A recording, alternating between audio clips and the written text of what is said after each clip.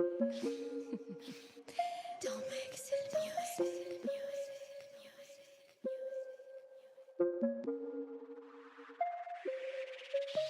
We are Wrexham FC. You will never find the kind was empty. There are many of us primed and ready. You feel the dream was and the pride is plenty. Our time is now. Breathe Wrexham FC. You will never find the kind was empty. There are many of us primed and ready. You feel the dream was and the pride is plenty. Our time is now.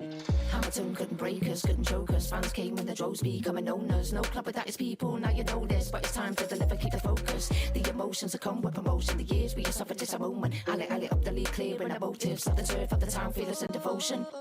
Where the shack is where the party is. Robin rhymes red like an army big. It's always sunny here with your balmy kids. Smiling running down the line like tsunamis hit. Might take a check, might pay a ref. All money spent on many dodgy men. Might die for the pen, might throw a long ball and tap it in again. Might buy the league, believe me, we're poised. Everybody poised, everybody hands up, everybody noise. No one believed in Paggy and the boys. Now everybody knows us and everyone's annoyed. Poised, everybody poised. One believed in Paggy and the boys. Now everybody knows us and everyone's annoyed. Noid, Wrexham FC. You will never find a Kairos empty. There are many of us primed and ready. You feel the dream was and the pride is plenty. Our time is now. Breathe Wrexham FC. You will never find a Kairos empty. There are many of us primed and ready. You feel the dream was and the pride is plenty. Whoa, good morning, good afternoon. Good morning, good afternoon, good evening, wherever you're watching the world. I had a misclick early in the morning. We're going to make sure that everything's working, so let me know all is good. I'm rusty. It's been a week off, and I apologize for last week for everybody that's been here. It is nice to see everybody today. I made a mistake last week and fell asleep, and oh no, did I get clicked off? Did I get kicked off?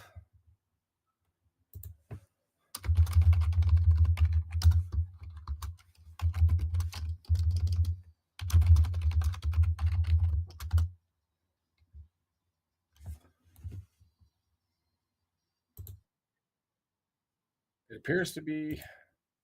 I think I'm okay. Panic moment on my end. I will fix it. I will get all set up. I had a blip this morning, and that's okay. Tech Gremlins will catch us at the start. They will catch us at the finish of the season, and it wouldn't be a watch party without it. And so let's get into it. Welcome, everybody. Thanks for being here early. I guess I can get all these. I liked it a little bit better when it was quieter, not so busy, and people weren't waiting, because I could get away with the tech glitches and getting everything set up and getting everything comfortable. And so we're going to have to work on smoothing that one out down the road. So appreciate everybody being here. The final game of the season. And yeah, it comes with salutations and thanks, and it comes with a whole bunch of stuff. There is a lot going on today. If you are following along, League One, obviously having their kickoff early this morning. And so I haven't checked in on the Cheltenham game for a little bit. They're the only game that matters as to how we could potentially and who we might see. And they wrapped up 2-1 final. And what does that mean? That means Cheltenham's going down, Burton Albion stays up. And so that's one more team that will still stay into League One. That being Burton Albion, Cheltenham Town, on their way down to League Two as the last team. They had the chance. The door was open for them. Burton Albion was losing 2-0 earlier in the day. And so what that did is it left it open that if they could take the win, they'd be fine. They went down early in the first half on a penalty, and then they came back with one early in the first half, but they weren't able to get it. So I did put the time clock up there, and I also have the scoreboard for our stuff that's going on. I've had to shrink it down and compress it. We used to rotate through, but the people who were providing it changed how they did it. So it's a little bit ugly.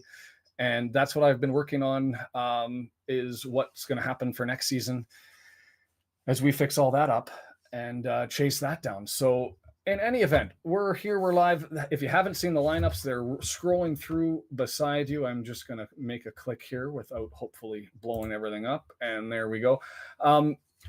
Luke Young gets his swan song, and I think that's amazing. Captain, heart of the club, soul. We know he's not going to be with the team this year. He's going to be transitioning out in some capacity. Rumors are is that he's got a good thing going, and so I'm excited to hear what that is. My subscribers all tanked too, down to 597. That's not right, but we'll worry about what that means later. Gremlin Day. It's Gremlin Day. So Luke Young getting his run out, I think that's the perfect response. And it looks like Stockport's doing the same. They've got Byrne and Hippolyte, who've made their lineups. Byrne has only had 849 minutes, 31 years of age. He's in, I think, for Bristol, and will play in their back. line. So I assume that that's a swan song for him.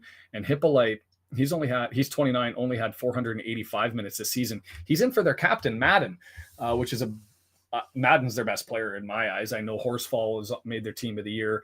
I know that there are others who will argue with me on that point, but he's the straw that stirs the drink up front for me. And so, Michael, how are you? I see W&G is here. W&G, I don't know if you can get into the scoreboard or not, as we've been having those problems, something to work on the off season, and we'll figure that out. Carlisle, Port Vale, Fleetwood, Cheltenham are all in League Two next season. That is exactly correct. We don't know exactly who's moving up because we've still got 4 teams. We know that Portsmouth, they're secure as champion. Derby County's on their way up. So it looks like it's going to be Bolton and Barnsley in the first semifinal, Peterborough and Oxford in the other. Lincoln City, it looks like they've just missed out. But I guess they may, it's not clinched yet. It still says it's 0-1. Could they score 2 miraculous goals 15 minutes into added time at home against Portsmouth? I don't think so. Lane just scored to sink their opportunity. And so it looks like they're going to be the highest team of those who didn't get a chance. So you got in. Excellent. So I will let you run that. And that's awesome. I don't know what their deal is, but anyways, we'll figure it all out.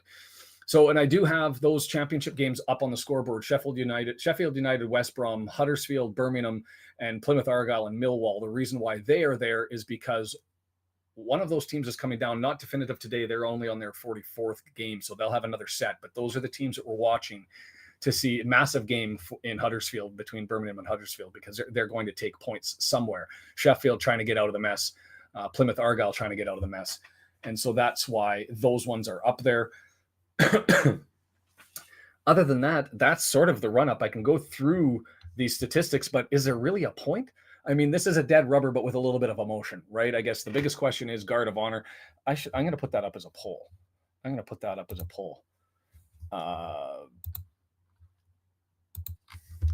Do you think Wrexham should give Stockport a guard of honor, where they basically stand on the pitch and they welcome them as the champions? Some people say it's obligatory.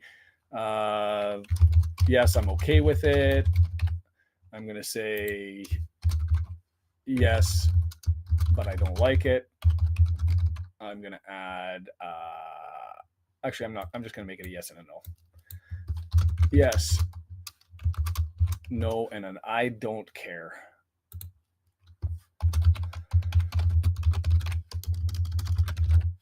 Because I'm curious, because that's been probably the biggest thing that's been going out on Twitter over the last little while is, what do we think about this one? Is there going to be a guard of honor? I won't influence the poll with my decision. So feel free to go with where you guys are at. But that's been the big question. So we'll see whether that ends up happening. Other than that, this is really a chance to say goodbye to some of the people I was kind of hoping that Hayden might have snuck in there. The flop counter works. Brendan is live and in charge. If you're new to the watch along, flopping is an art form. No, flopping is something that we're not so good with in North America, and so early on in the season, Brendan and I I don't know exactly how it came about. We kept talking about flops, and I think I joked that we should have a flop counter, and Brendan agreed to take over. So he's been running that all year, and you can see that just down below me there. And so we'll see how that one goes. It's nice to see everybody's got control of it. Brendan saying we should show good sportsmanship, and I get that sense. I get the sense of sometimes I like a little bit of rivalry, and so if you get the opportunity to end up sticking it to your competition, saying, you know what, you get no favors from us, I'm okay with that too.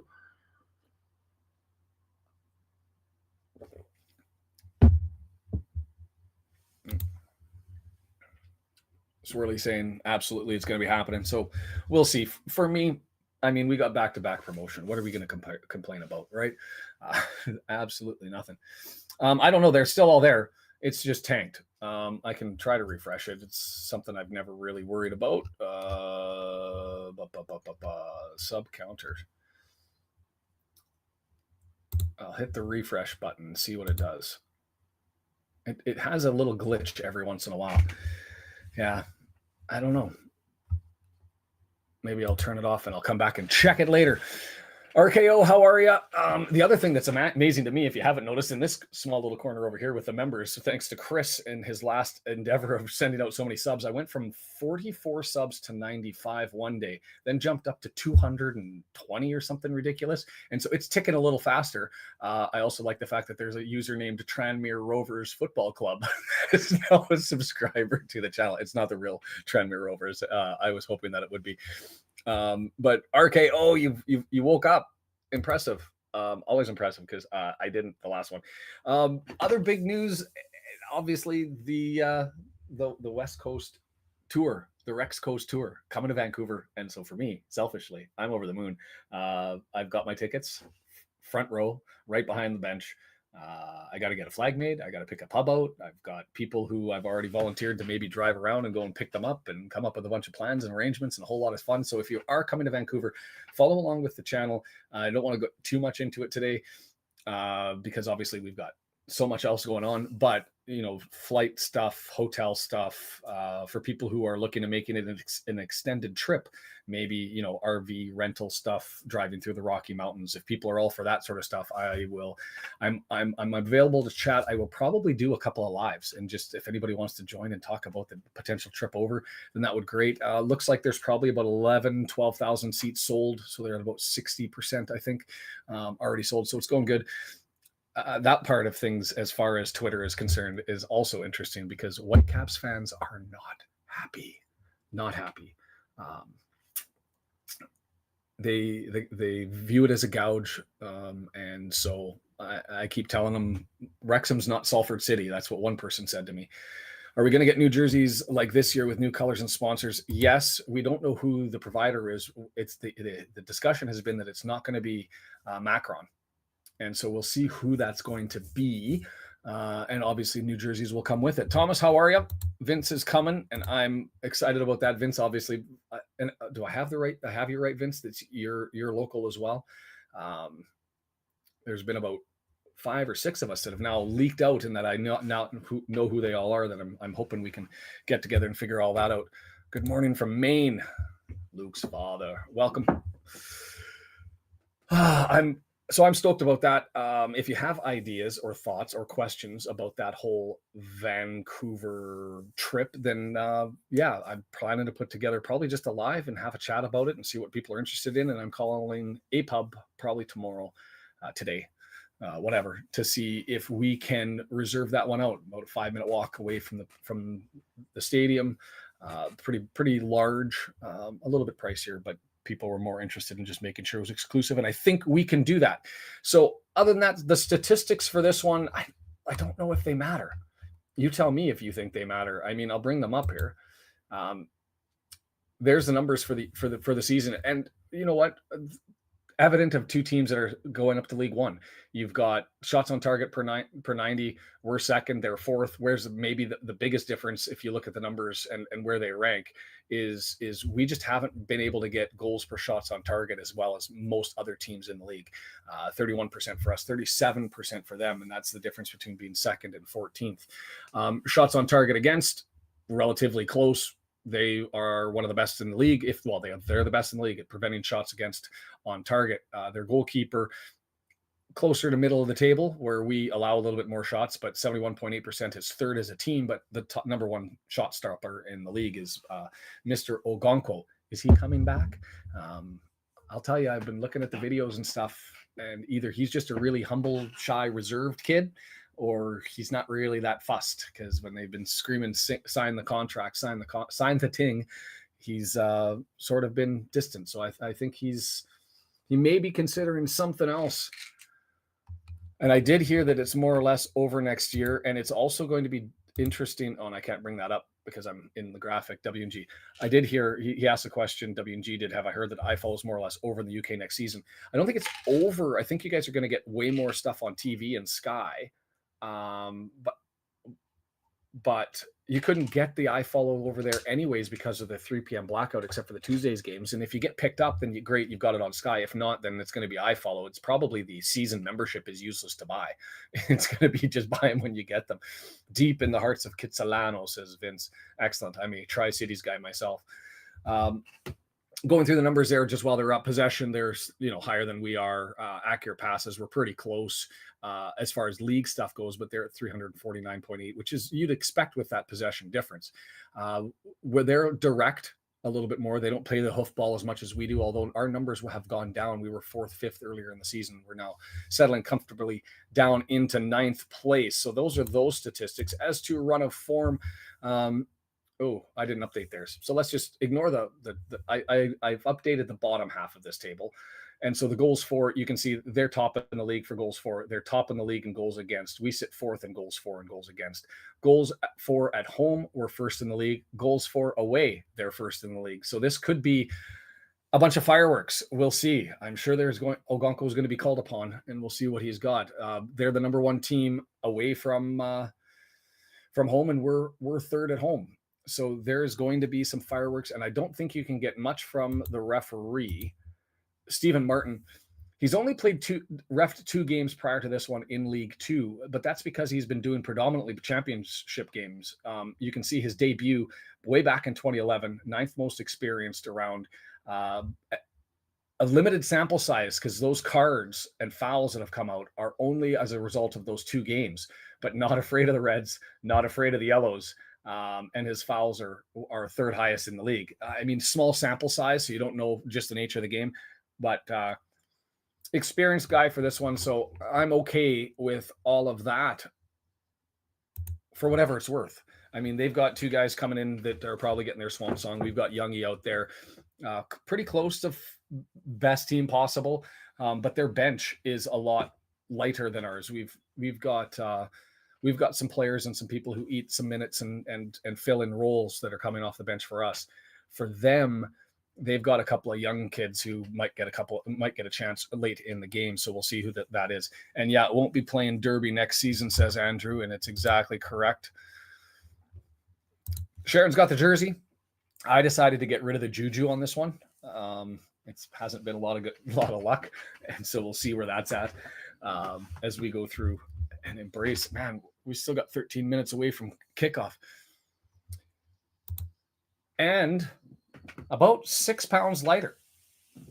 Everybody losing weight last week. I've still got, to be fair, if I could point the camera that way, my eldest is still not 100%, and he's snuggled up to mom. And so I'm probably going to celebrate a little bit more reserved than I normally would, as he's, knocked out cold.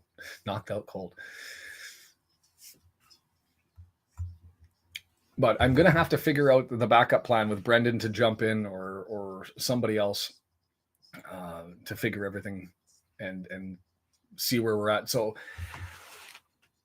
don't forget May 5th, we've got the women's match. After this one, we've got the after 90 minutes, May 5th, the Welsh Cup, Cardiff City, and our girls taking on to see if we can get a trophy into Wrexham this year. So the girls get that opportunity May 5th. I'm going to have that membership meeting at some point in time. I'm thinking maybe next Saturday. We'll see. Stay tuned, and we'll get that one out there. But that's what's looking there. And then just talking about the preseason stuff, talking about the transfer window is going to be opening up here in a month, and it's going to be mad chaos all over the places. If you haven't been through the transfer window, it's a whole lot of speculation and a whole lot of madness, and names are made and even deals are done. Full moons come out, and then the deals don't get through. But thank you. Yeah, no, I'm feeling a lot better. Everybody seems to be on the mend and on the up and up. And so, yeah, they'll be hard pressed, I think, to end up pulling one out, but you got to play the game. And what if you're going to win one, might as well be one for a championship, right? So, and it's like nobody's in the know. That's the fascinating part is in North America, there seems to always be a couple of journalists who seem to always have their fingers on the pulse. I'd say that that's not the same in the UK. It is just mass guesswork, speculation, and it makes it entertaining. But I tend to stay away from it more than get involved with it because nobody knows what the heck is going on. I didn't know that, Jake. most goals scored by a team at home in a season in all of League Two history? Because that'd be nuts. Yeah, norovirus, man. Not okay. Not okay at all. I don't get that one at all. I can even the Jody Jones one. To me, it depends on what you plan to do with McLean. If McLean's in, is Jones that significant an upgrade on assists? Yes. Defensively and style of play and fitting into Wrexham, McLean is that guy. If you don't think he's going to do it in League One and you want to give it to him, then figure it out. So Denise, nice to see you. And I did have some people looking to join as we build this one up. And Brendan's not interested either. So not a lot of people interested in Langstaff. I would really like to see us go for somebody in that 21 to 24 window that we can have for at least 2 years. And if we're able to push forward, I hear Messi's replacing Mullen next year. Not replacing, running next to, right? I mean, it's the Mullen-Messi combination. I guess Messi-Mullen, alphabetical order, depends on how you want to spin it.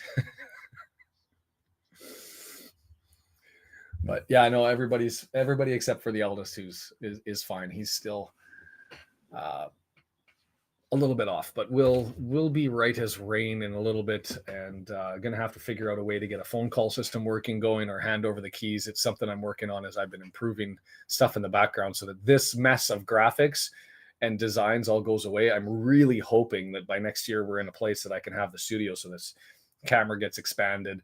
And I don't have to pin it off, because if I was to turn this, you'd see the TV over there and you'd see the windows, and it's got things to do.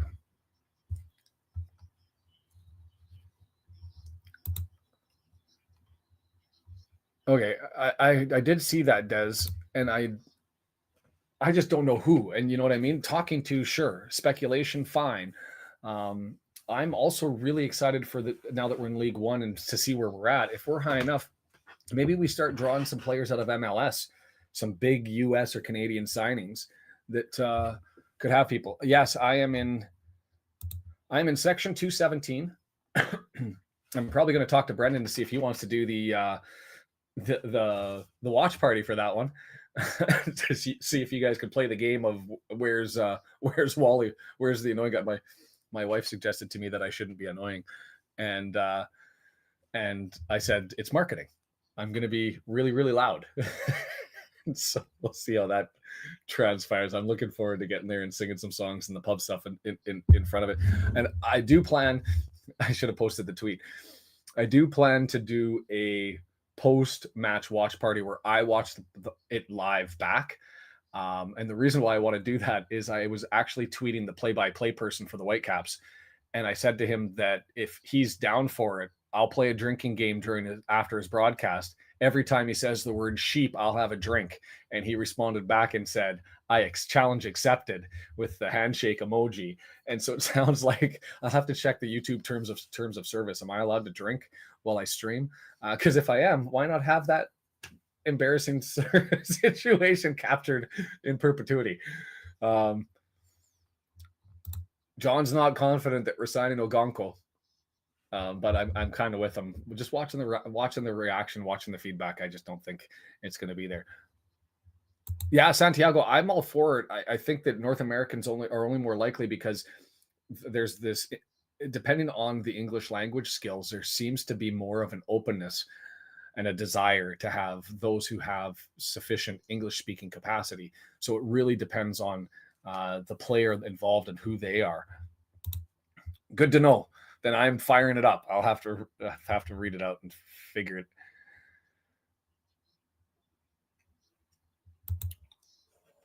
Yeah, and that's part of it. But I mean, that's going to be the sound effects in the background, I think. Don't fall off the bed. And we're good. Morning ME. That's awesome. People logging in here to watch me. I've got my mom and she's got friends over, so they're logging in at some point in time just to see what I end up doing. And so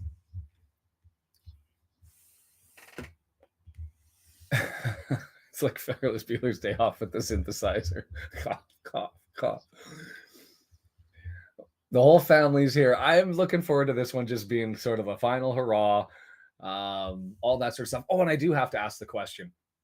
If there is one chant for Wrexham that you think that needs to be sung, what's your favorite or whatever you think is the best? What is that? Because I've got like about 6 to 10 that I think are the easier ones to learn that are a little bit more popular that I want to make sure that we have them as my screen goes all white here. There's the airplane that they were talking about. And it does have it. SCFC champions again. Ole ole. Eve GTSKY.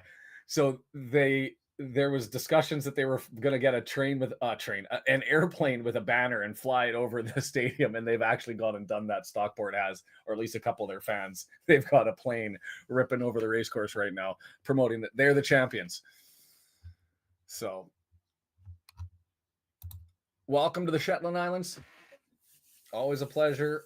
I enjoy you guys so much, and I'm glad that you guys are enjoying watching this and being a part of the group and having something to do while we watch the games, as I am, chatting aimlessly about them as we go through it. Not much to set this one up because we don't know what we're going to get.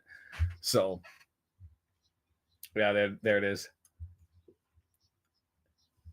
Ole ole EVFGSTK, whatever that one is. And indeed, Sharky, so there's more to do over the off season.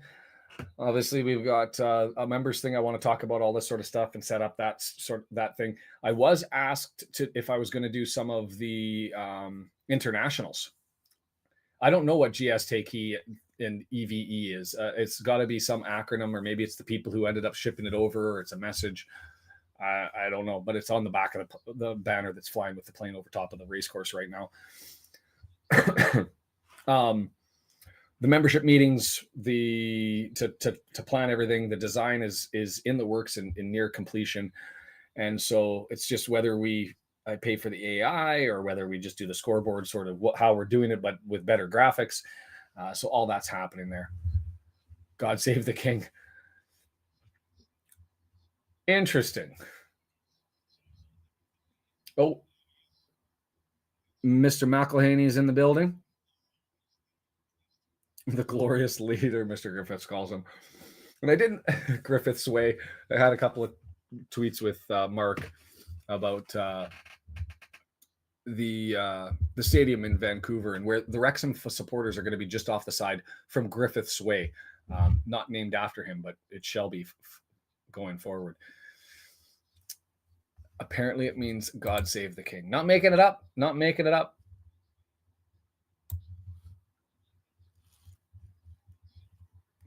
So getting everything started here, 130 already here before we've got the kickoff on a dead rubber but with emotion Saturday. And there's the good-looking man himself as the team's making their way out there. Luke, I'm going to assume those are his boys out there. See, this is awesome. And they're lining up the guard of honor. And it looks like it's family coming out. I like that as the mascots, bringing out the family, all wearing their dad's jerseys. That's pretty freaking cool. Palmer's got his girls out there. Lee's got his two. No one for Cannon. No one for O'Connor. No one for Max. Share the kids. Share the kids. And so the fans are cheering Wrexham, Wrexham, Wrexham as the players are lined up on the pitch to welcome them. But there it is. The guard of honor has occurred. Goalie saved the penalty kick. It's a Ben Foster tribute. Well done, Mr. Wood. I love it. And that's the one to watch. I mean, I want Donnie up, especially because South Yorkshire, you have Rotherham coming down from the championship. You've got Doncaster potentially going up through the playoffs. You've got Sheffield Wednesday potentially coming down. Huddersfield's a little bit off maybe, but it's close enough. That's a lot of opportunities for me to get to some away games, maybe. I'm hoping if things all go well, we'll see. Loving the mascots out here, high five and the Stockport players.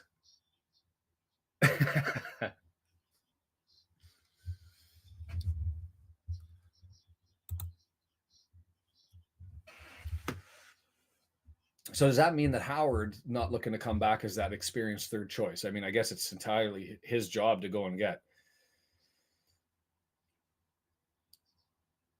And Alan, I'm with you and think that's awesome, respect, but part of me is a little bit evil. And I like the idea of sticking it to a team that we're going to see and just basically saying, hey, we like to peeve people off a little bit. So you can take your guard of honor and you can shove it.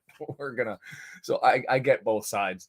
I see 61% on the pub said yes, or on the poll on the pub. I'm thinking drinks already. On the poll said yes.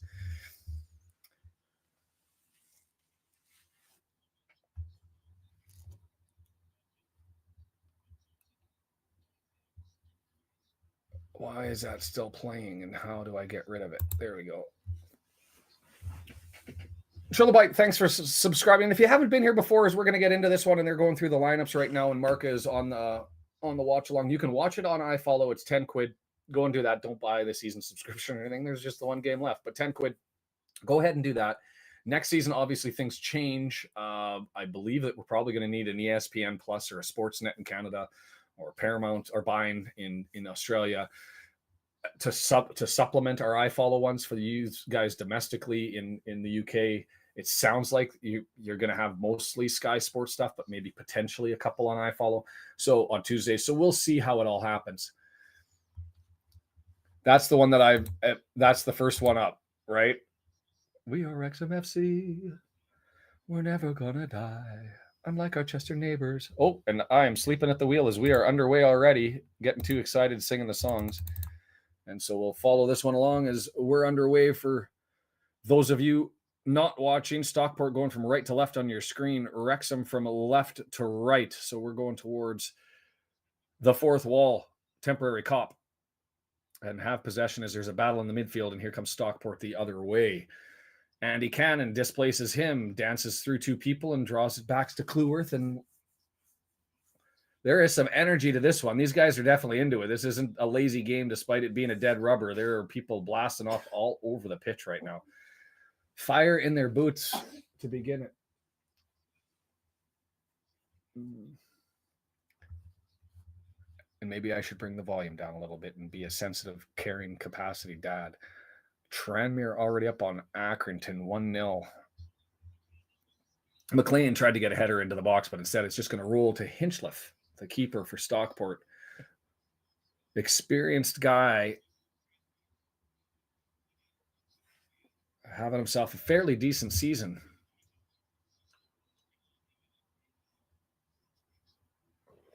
$114, I'm right in line, and we're good to go.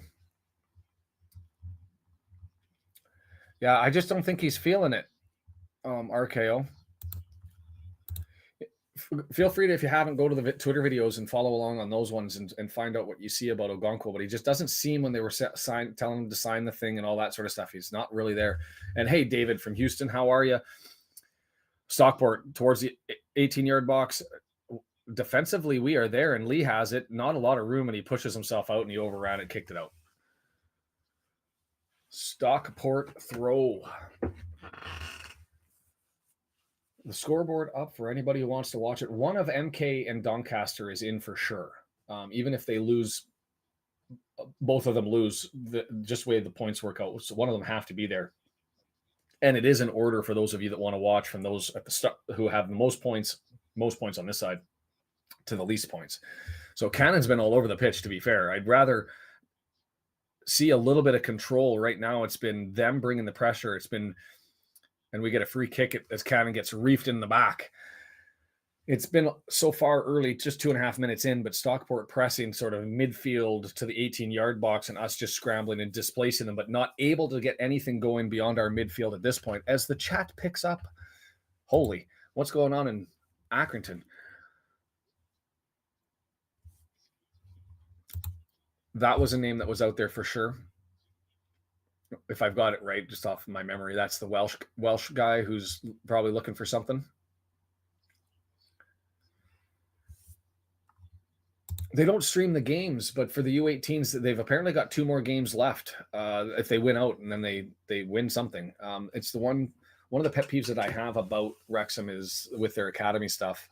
Like, I would pay $1 even if they had the AI camera put on the pitch and just went zzz, zzz, and automatically followed the ball. I would pay for that to watch it, but we don't get it. Swept in the back, and there's let advantage be played. Stockport's complaining about. Referee seems to have his handle on it. That was what we would call in hockey a slew foot.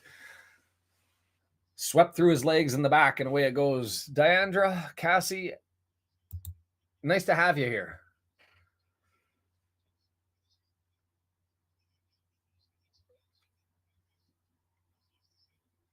O'Connor up over the top to the left-hand side. Not there. Mullen trying to get there before Hinchliffe, but it easily bounces into his hands.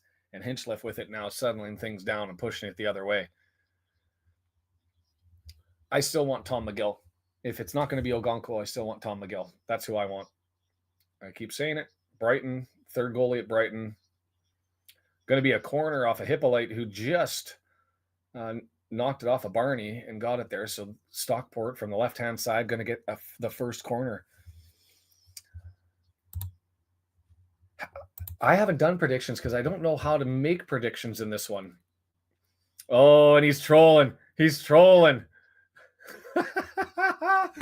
So whoever's taking the corner there, that's Sarcevic. It's at the ball clearly outside of the circle in the corner. And now he delivers it, and it's a bad delivery. Flicked out, though. And the Wrexham fans up in uproar, and he just stopped and pointed at all the Wrexham fans and laughed. So a little bit of Harlem Globetrotter comedy hour here. At 18-yard box into the area, Barry chips it in. Dangerous. We collapse, and the ball comes back out. So it's Barry working with Powell over on the left-hand side. Powell now draws it into the 18-yard box. Stockport with lots of control and in threatening territory, but still not really to crack the defense that's set up well, and it's entered in, and Ogonko collects it and goes the other way. Still so far, it's all Stockport midfield up. We've kicked it across the midfield stripe, but no possession as Lee just crosses the midfield stripe but gets tackled, and away comes Stockport the other way. Just let's go, Martin Brodeur. Goals in all of the games that don't matter. Prediction poll. 3-2 us. That's what I'll go with. I think there's goals in this one, especially with how open both teams are playing right now. Lee down to Palmer, not able to settle it, and Stockport controls, and long flip over top the midfield stripe. O'Connor heads it back. And no Paddy Madden, so that'll be interesting to see how things go there. And yeah, 6:15, it's as good as I can get, Ruth. Sorry, one of those days, I guess. That's the other reminder, is just I'm at this point in time, so if you are watching along, make sure you know where you are. If you're getting an update, just hold off on the stuff. And Chris, how are you, sir? Hey, Chris, are you coming to Vancouver? Because I'd be down to meet you.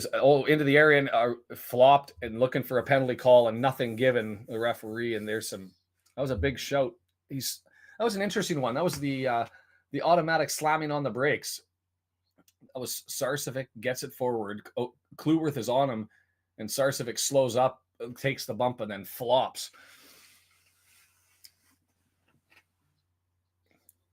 Chris, and join the membership thing that I do, Chris, as well, because you've clearly contributed enough that you get to decide where funds go to improve this, whether it's graphic card and more content, or whether it's AI, whether it's our API to bring in some more statistics, or whether it's giveaways, charity, whatever it is. Figure that one out. I don't run. I'm a lawyer. I sit on my ass all day. I don't run. But do you mean the one in I don't want to talk about it. I didn't know if anything was announced. I know of a secret. Is it a public one? Is it public knowledge? But I won't be running. If there is one, to play on the safe side. If there is one, probably not. It's going to be an interesting year with the big expenses and trying to buy a new home and all that sort of stuff and get set up once we get the one that burnt down back. Up over this halfway line, Mullen gets into a tangle, but the ball comes free to Palmer, and Palmer outside edge of the area and thumps it way over top. It's not a bandwidth issue on my end, Sam. It's a graphic card issue. I've got the bandwidth to do it, but I've got this old desktop I just bought just for work purposes to do text and connect me. And a goal pole. I can bring up a goal pole. Let's shut this one down to the guard of honor. Palmer now chasing it down, conversion, cannon in. He is darting all over the place. Scooped that one up and got it over to Barney, right-hand side, over Mullins over there, left-footed, cross into the box, took too much, and it just goes easily to Hinchliffe. And so we're going to have a goal pole, and we're going to say...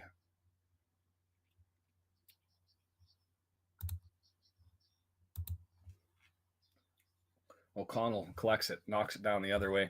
We're going to end up saying total goals scored. Score predictions.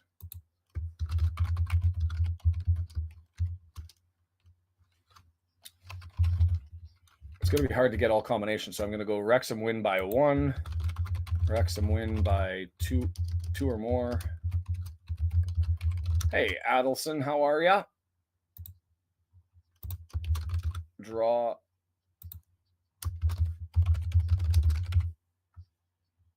Fire that one up and away it goes. Stockport with it outside the box, drawing it all the way back to midfield on a switch. An interesting little hick as Byrne grabs it and moves it forward. And McLean, a good tackle, got it out, and it's going to be a throw in.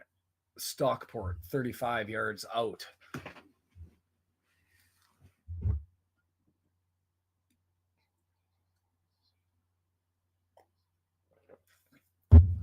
Ten minutes in, I haven't brought up the shot clock. I haven't looked at the out-of-town scoreboard. I haven't done anything. Let's bring up FOTMob here.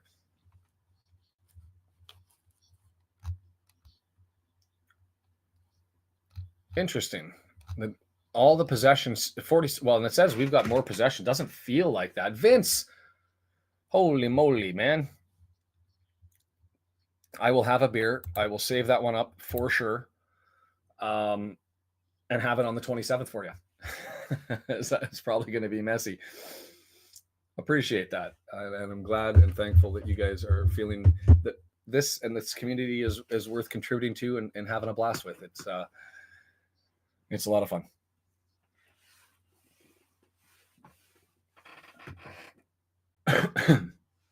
So for Wrexham by 1 taking over, the shots with just the one for us.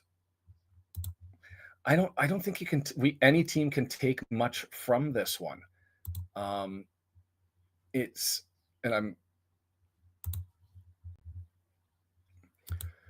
haven't upgraded.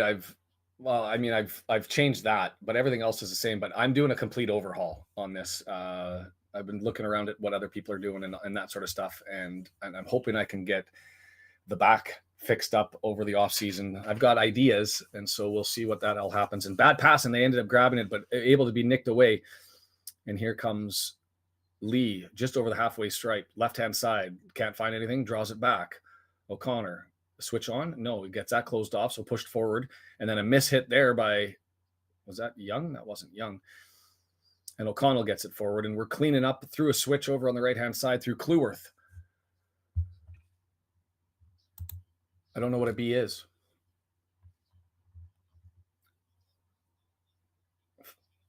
Foul goes against Cannon. And so they're going to get that and come the other way.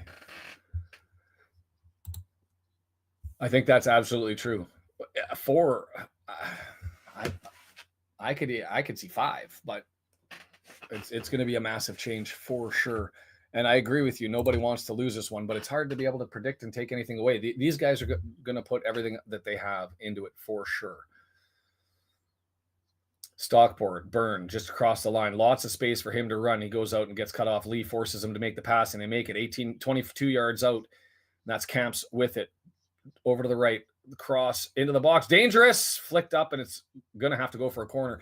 That's one of those ones that Ogonko, if he has things that I don't like about his game, that's one where he could have gone out and collected that one much easier than having to get it played back. It was the right decision without getting yelled and without the keeper taking it to knock that one back. But I would have much preferred for him just to take the 6 feet, 4 feet, whatever it was, to go out and collect that. But instead, he leaves it as Ogonko stands on his line, and Kluwerth can do nothing but hook it out. And so here we go. It's going to be a Sarcevic cross. Right footer. Lake Laco, how are you? Brought in. Dangerous. Ogonko out there punches it away, and it's loose, and it goes outside the 18-yard box as everybody rearranges themselves, and the whistle blows. Palmer took a shot on the side of the head, right to the ears, but he seems to be okay.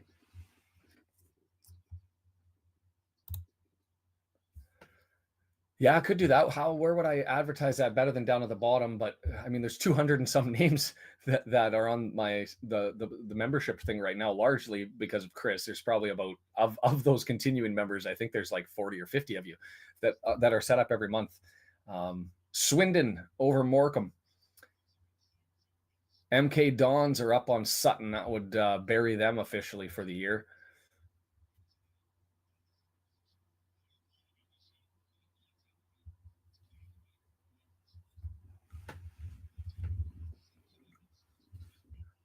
Sarcevic gets it up. Hutton not able to get it. It comes back to Ogonko.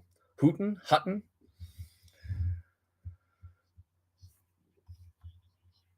It's kind of sentimental, isn't it, W&G? As Mullen has it and grabs it and collects it. I'm glad you're getting the chance to do it. Oh, nice little dance by McLean getting around. He's got space. His switch has got to be on. Tries to get it to Cannon, but well read. Stockport with their cutoff of passes. That's about 2 or 3 times now that they've read the play quite well and nicked the ball and gone the other way. Barry. Lemonile Evans.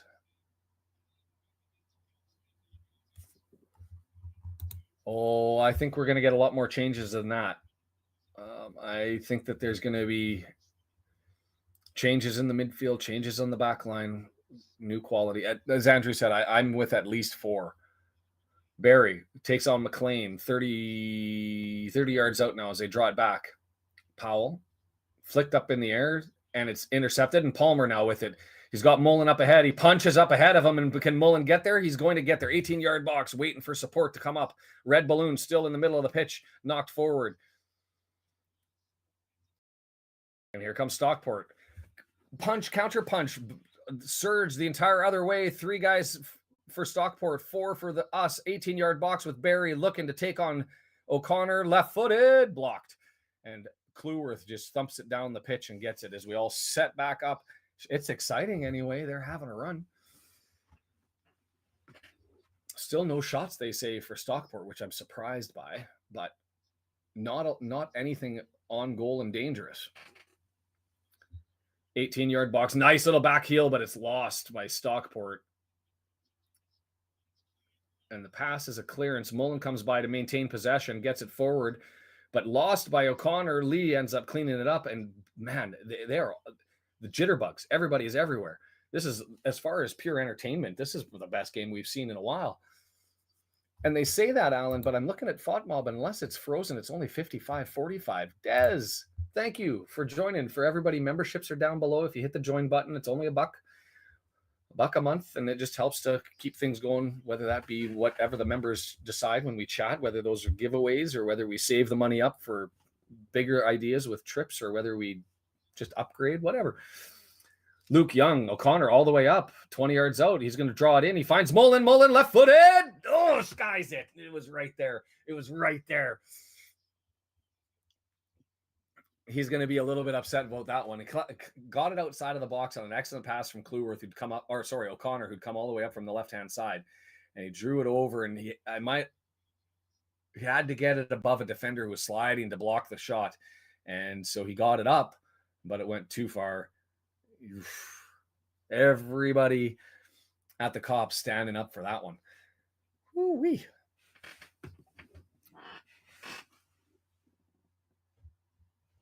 Barnett flips it up over Palmer, trying to chase it. Hinchcliffe out, heads it away. Hinchcliffe is way out, challenging 30 yards out away from the goal. Somebody put it on the net. It's there. It's empty. And Hinchcliffe gets back and collects it. Hinchcliffe gets all the way out past the 18-yard box. Can't play it with his hands, so he has to head it away. Heads it away. Cannon collects it. He's scrambling back now. Hinchcliffe is racing to get back. And Cannon gets it over to Palmer, and Palmer takes the looping shot over a defender, and it was right on target, but Hinchcliffe got back and collected it. Did I lose my chat? You guys went so quiet.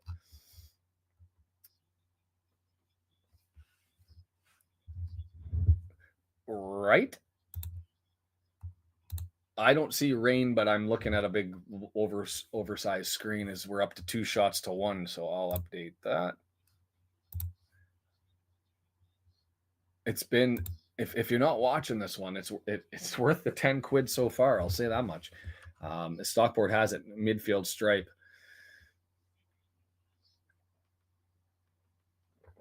Hippolyte out on the left-hand side, and this one gets to switch away from him over to the right-hand side. It is raining. Brendan with the news.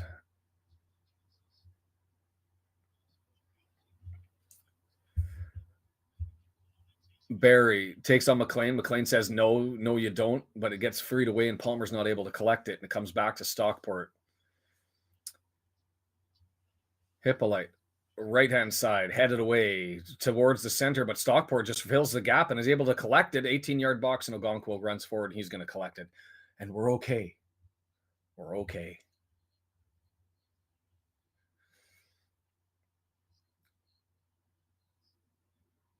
I wonder what would have happened there if Cannon would have done that chip from back there earlier on. Palmer did it just shy, couldn't get it up over top. O'Connell with all of his hair. Joey, thanks for joining in. Appreciate it.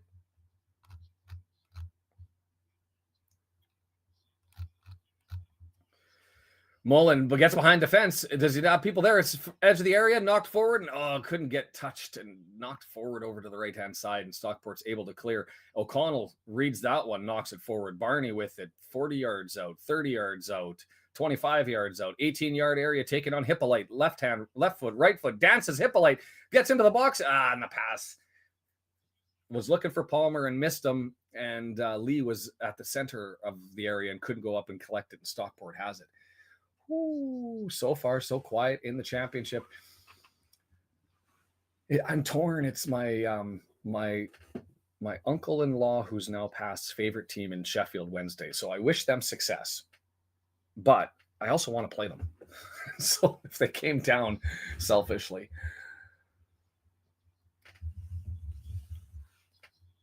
Mansfield doing the teams below a favor. Crawley, Bradford, looking to try and find a way to sneak in. And of all those teams that are in League Two, the only one I don't want to come up is Bradford.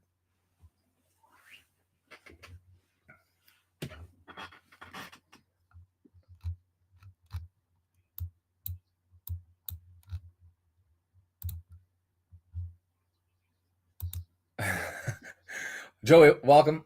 Pleasure having you here. Always appreciate. I think he was offside. Yeah.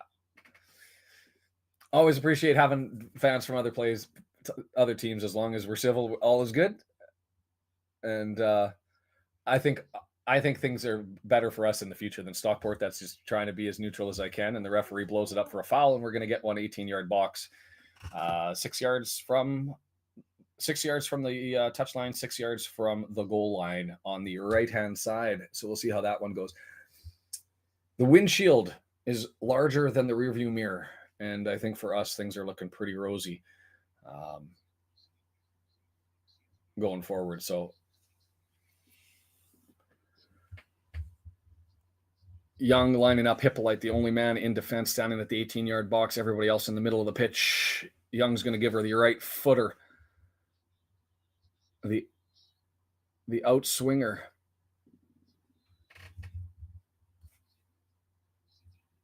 It's there. Oh, O'Connell had his shirt pulled and he couldn't get up to get any height there. Hippolyte's only had 485 minutes all season long. So I'm assuming that for him and for Byrne, number 5, that it's sort of a swan song, say goodbye type thing. Similar to Young. They've been contributors in the past and they're getting their opportunity here. Throw in. O'Connor. And it's knocked forward. Oh, just missed. Great little throw-in play there as O'Connor flicked it over and turned around and went the other way to go and receive the ball on the throw-in, grabbed it and tried to swipe it past Hinchliffe and just missed to the right side of the post. As Wrexham, not as much possession, not as much control, but the better chances so far. Just not able to get there. Sheffield Wednesday are doing it. Keeping things alive. Championship games still have one more left next weekend to find out to save themselves. And so not the end of things, but certainly if Sheffield Wednesday, I think if they gain that one, that they're free and clear. I'd have to look at the table again, but especially with Huddersfield and Birmingham going to be dropping points today, a win for Sheffield Wednesday would be massive. Powell, right-hand side, 18-yard box, offside. Barry? I thought he was put on by O'Connell, but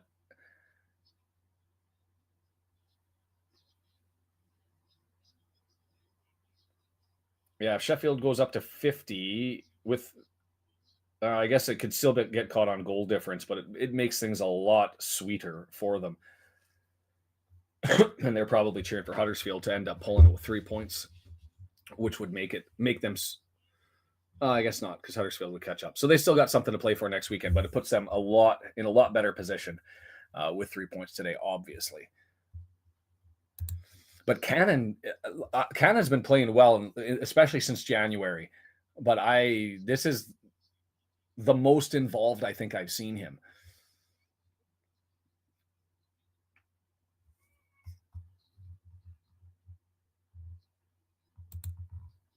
That's assuming that we get additions, Solar. I'm with you. If it was this lineup, I think we're probably just below mid-table. But I don't think we're going to be resting on our laurels with respect to the promotion stuff. So we'll see how that all happens. Stockport with it. Pye over on the left-hand side across the first. Pye, by the way, in that Notts County game that we watched, if you've never seen it, the very first time and the only time I've ever seen a teabag goal. I think it shouldn't have counted, but he ended up jumping on a defender and resting his privates on his forehead while he headed a ball in, something I've never seen before in football. I don't think it got enough chatter because it was freaking hilarious to watch. Turnover, Lee, midfield stripe.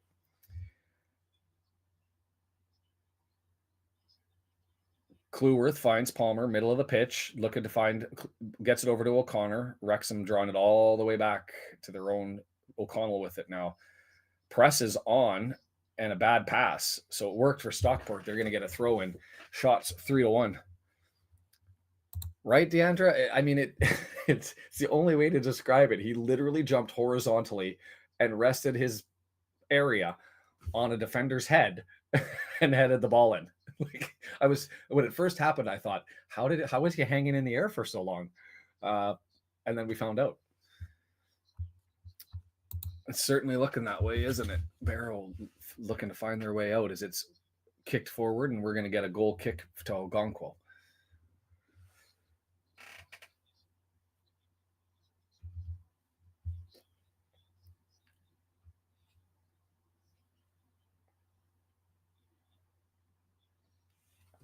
O'Connell with it now. Long ball, middle of the pitch, easily headed away by Stockport and scrambled in the middle of the pitch and then grabbed him by the shoulders and ripped him down. Did Lee, big bully, and Camps takes a tumble.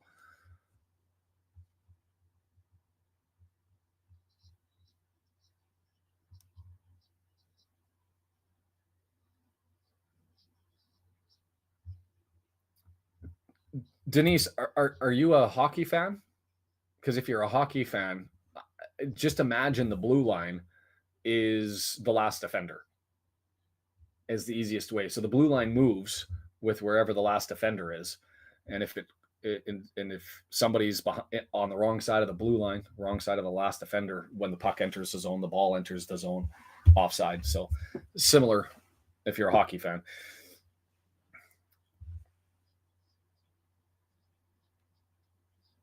Taking a look at the League Two table, it's nice to watch the League Two table happen. It doesn't matter for us. I'm going to try and bring... Oh, dangerous. Stockport with a shot. Scores. Stockport take the lead. Well done. Got to give them the merits. That was Camps. Draws it over. Pots it over into the left-hand side. Low shot. Not much Ogonko could have done on that one.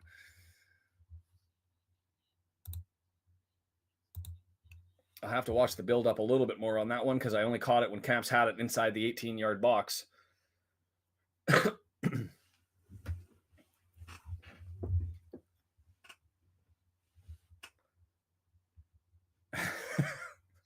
Campy. So just drawn in on a nice little run, and Camps collects it, has three guys collapse on him, and he's found the only way to get it through the three players, and it beat Ogonko on the far post.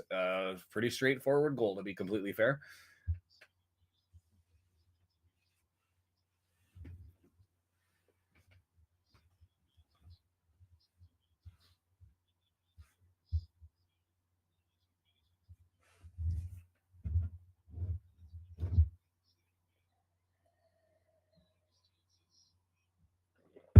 Back underway. Mullen draws it all the way back. It was a quality goal. Got to give it to him. It'll be interesting to see the response. Walsall trying to keep things alive. Their season entirely dependent on everybody else around them. They need basically everybody else to lose for them to have any chance of getting back into it. Barnett, right side, cross, all the way in, headed away. Cluworth goes up to get it, gets it over to Young, and he gets it back to O'Connell. Barney, right-hand side. Cannon, right-hand side, cross over. So we're going to get a corner on that one. Cannon goes and runs it and puts it down. I don't know if everybody else has got a little fuzzy there for a second with their stream. But I had audio throughout. We banned 50% of our owners attending.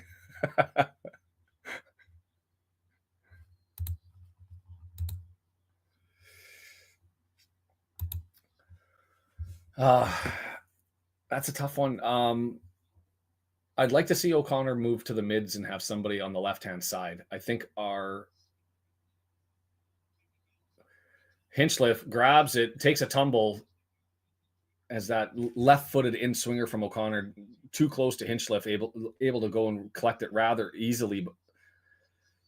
On the counter, oh, wow, nice, great pass, and this is going to go in. Oh, he missed it. That counterattack was no joke. They blasted up there. Sarcevic with the missed opportunity is that pass from Barry to Sarcevic that just got on the wrong side of Young. Impressive. It was a 3-on-1. Sarcevic took it and missed the entire goal. Whew, we're lucky. So for me, on our back line, we need somebody on the left side, I think, and to free up O'Connor. I would like to see, I don't know what we're doing on the left wing with McLean, if he's in there or not. We need certainly somebody up to run with Mullen. And Marriott's not going to run with, it seems like. Parkey wants to play them in tandem, so it's going to have to be somebody else. So we've got 2 or 3 changes up front, and we're going to need a keeper, I suspect. I don't think Ogonko's going to sign with us. But I think that's the message it's the younger players that we're looking for, whether, McLean's getting up there in the 30s, Fletcher 36. I don't know if he's going to come back, but it's going to be trying to find some young guys who, even if it's a settle ourselves in League One and build, we grab some guys who are a little bit younger that we can stay with us as we look to slowly climb the ladder, I hope. And I say slowly because we've got the academy to worry about and go and get all set up and established. Cannon with it, midfield stripe, only has Palmer and Mullen in front of him, draws it over. Lee leaves it for Palmer, flicked it to him. Left-hand side now, McLean, 35 yards out. Draws it back to Young. Young over to O'Connor. O'Connor. And we're all the way back.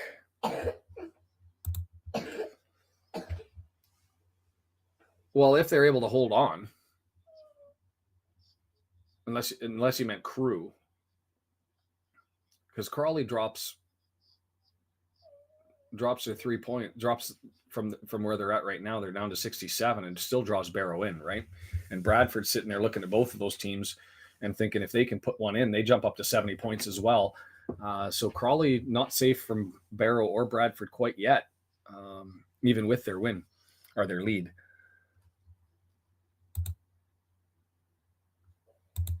Well, and that's what the academy is all the purpose of it, right? And so, and we've got to get up. You can't have a Category 4 academy long term. You just can't. You've got to have youth. You've got to start to build things like Crew. Crew has a great academy. So does Port Vale. That's how those teams end up existing because they don't have as much of a fan base to drive the turnover. So they need to develop some players and sell some players.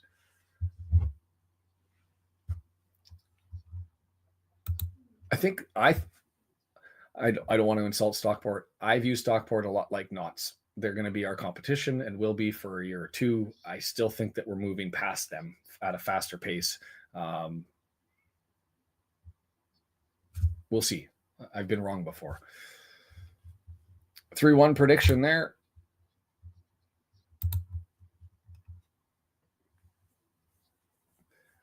Possible, but he's also young, Dale. So it'll be interesting to see what happens. I mean, he's the best shot stopper in the league, as thanks to W&G, Swindon goes to 2-2.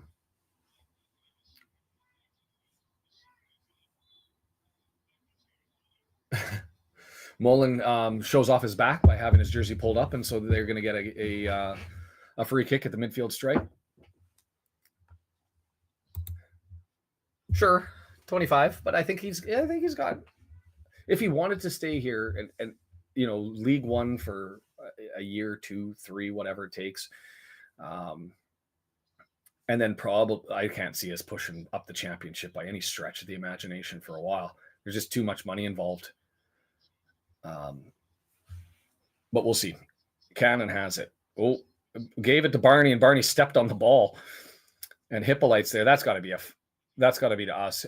Hippolyte grabbed Barney and pulled him around. Barney readjusts his shorts all the way around. And so Barney reached over and grabbed Hippolyte and threw him to the ground. How good are the playoffs going to be? Donnie drawing in. You'd hate to be taking them on, wouldn't you? 13, 14. Just on an absolute burner. We're desperate for it, right, Vince? Absolutely desperate for it.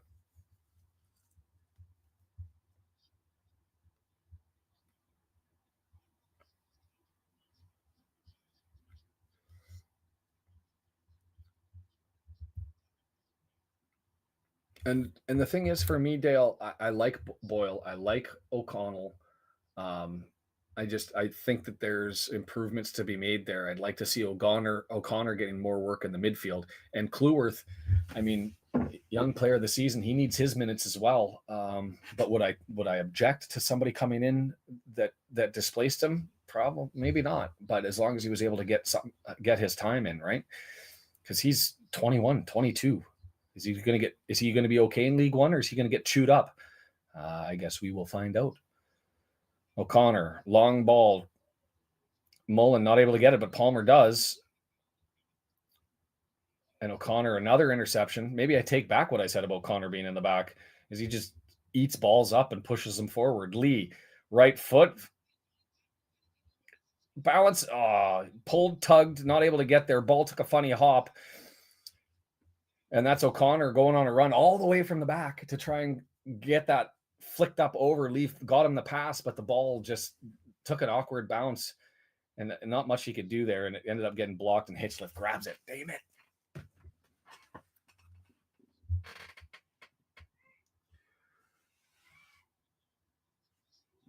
One second as the youngest stirs.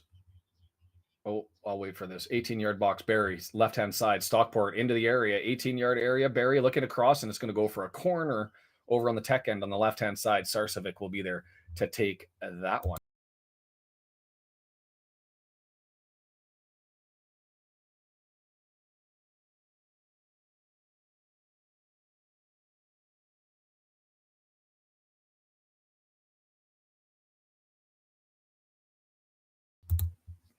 And we're back. Sarcevic.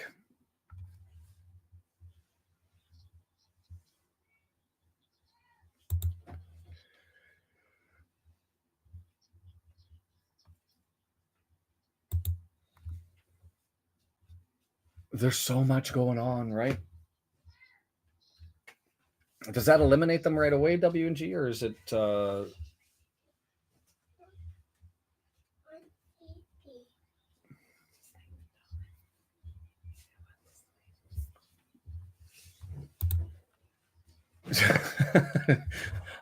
Let me write those down.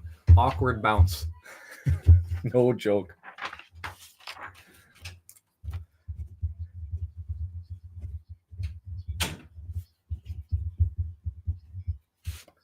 And that one's cleared away, and we're back to the midfield stripe. Stockport collecting it. If I was to have a trademark, and maybe it's not a trademark I want to steal.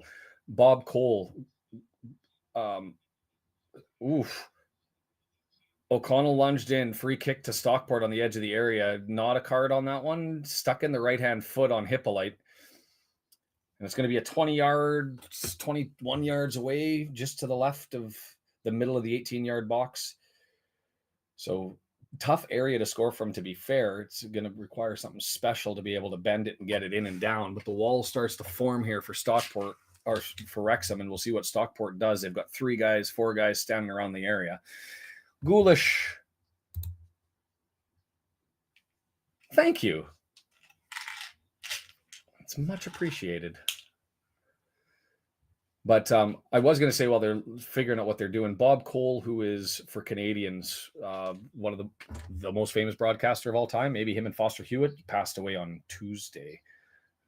Wednesday. And so he used to always say, well struck, just missed. He used to always say, let me tell you. At least that's one of the words that whenever he got into it and had to have a settle down moment. Yeah, and that one's just a hockey thing, though. I know it's new for the football fans, but I grew up on hockey stuff, so scores is sort of our thing. We don't yell goal, so it's just instinctive for me. But that was well struck over top of the bar, but like I said, it was going to be tough to bend and just wasn't able to do it. 41st minute. She's been a battle, this one. It's been interesting. Sutton, yeah, for sure, going down. I think that's stick a fork in them and they're done. Donnie and MK are clearly in. The question.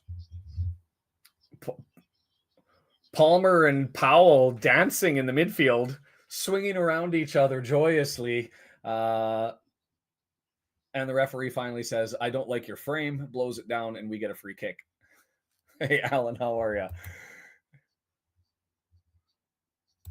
Already sort of a drinking game. I'm looking forward to playing that drinking game after the Vancouver Wrexham match. Every time they say the word sheep. So if you guys are watching the Canadian broadcast of that one and you hear the word sheep come out, you can know I'm going to be punished.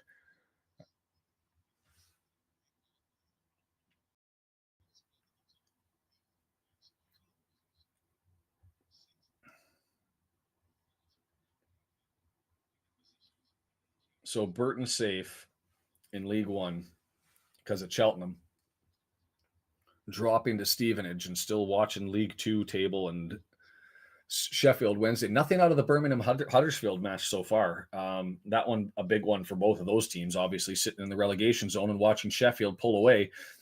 They're going to want one of them. Well, they're both going to want to win to be able to have an opportunity to get out of it, because a draw not going to help them. Midfield stripe, 42nd minute. Barnett draws it forward. Nice pass over to Cannon, but he's got limited space, 18-yard area. Oh, he froze both players and draws it back. 18-yard box. Young dancing. Get one, Youngie. And it's there. Palmer! massive save by Hinchliffe. Palmer should have scored.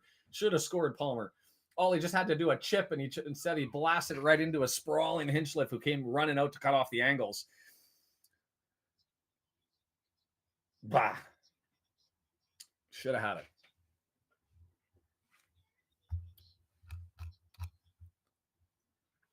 O'Connor with it, left-hand side. Draws it up to McLean.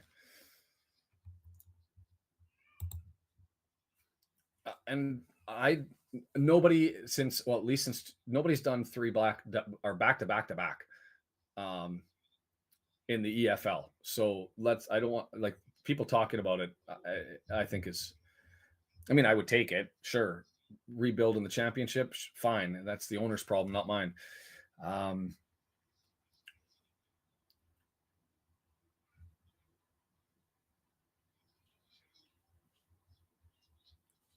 But now with Crew being down to Colchester, which, that Sutton's got a mountain to climb now. They need Colchester to fall apart. They need to score a whole crap ton of goals.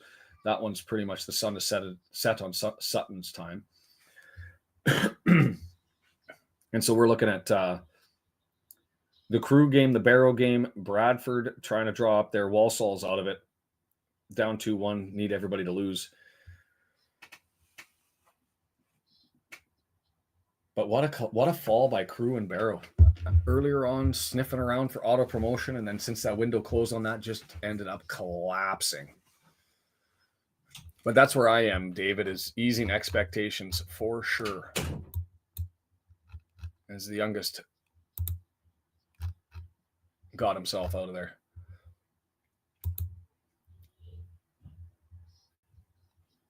There's been a breakthrough in the Huddersfield-Birmingham match. Birmingham on the road goes up 1-0.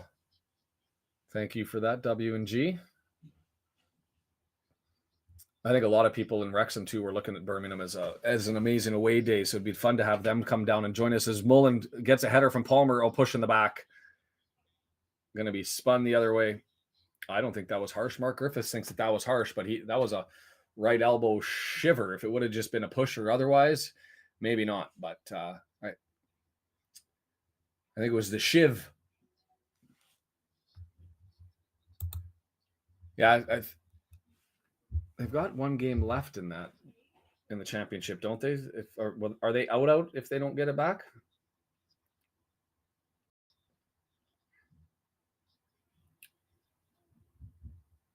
Plymouth Argyle looking, they looked fine and clear at the start of the day, but they take a loss here and Birmingham takes a win. They're now in danger. Not a game I want just because the travel, although I'm not traveling, but getting to Plymouth from Wrexham, a beast. And that's halftime, 1 minute at a time. It's over. And we're now scoreboard watching, talking about everything else. Is that one flew? Is it just me or did that half go super fast? Shots. 5-4. We've had our opportunities. Palmer had that opportunity, and Hinchliffe came out and got it. Kluworth had that one that went to the right. Mullen had the bullet, shot it well over top. So we've been in it, just not where we want to be. Sitting down by one. Does it really matter? Does it really matter? For me, this is more fun than anything else. I'm hoping that Young gets his round of applause that he deserves going forward. Patrick played semi-pro here.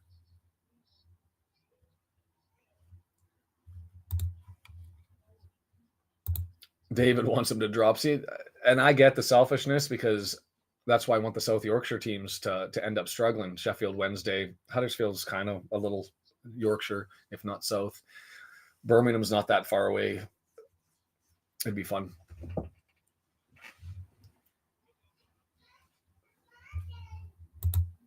How I've envisioned it happening is rather organically. I think that they joined Alpine and F1 for a reason, and that was to get access to and get to know the personalities and some potential sponsors and shares and all that sort of stuff.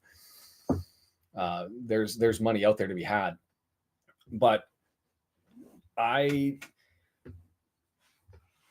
I think that our turnover will carry us into being a low championship team, and they could just nestle in there forever if they wanted to. If they wanted to push beyond that, they're going to have to find some way of either continuing to drive the revenues up, or finding somebody to come in and help them. That's a good question, Stephen. I don't have the answer for it. If anybody else knows. I thought he was...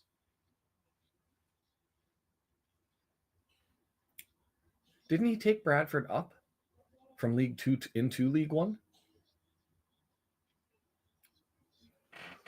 That is good news. I'll say two things. Bradford City fans are the most annoying in League 2, even more than Stockport and Tranmere. I don't get Bradford City fans. But I also get the frustration. If I was a Bradford City fan, I'd be the most frustrated in the league. They've got the size, they've got fan base, they've got all of the traditional things that make football teams great, and they just sit in League 2 and they toil and they toil and they toil. And so I would get the frustration, but at the same time, just so annoying. I've been through Bradford. Does that count? But my experiences through England have taken me Manchester and then through basically the whole highway corridor on both. There's a north and the south through the Dales, along Leeds and that whole route. And then the only other place I've really been was Edinburgh. Wife took me up there on my birthday 6 years ago, on a complete surprise. Woke up in the morning and gave me a book and said, on Scottish history, and said, so let's go live it. And we hopped on a train and away we went and had an absolute blast. Oh, yes, I can stop the clock. Thank you. It's probably safe to do that. The game is not proceeding at the moment.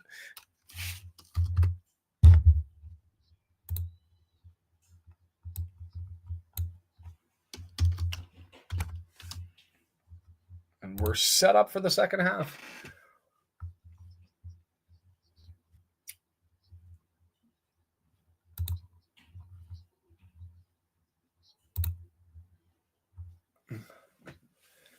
Edinburgh on the honeymoon.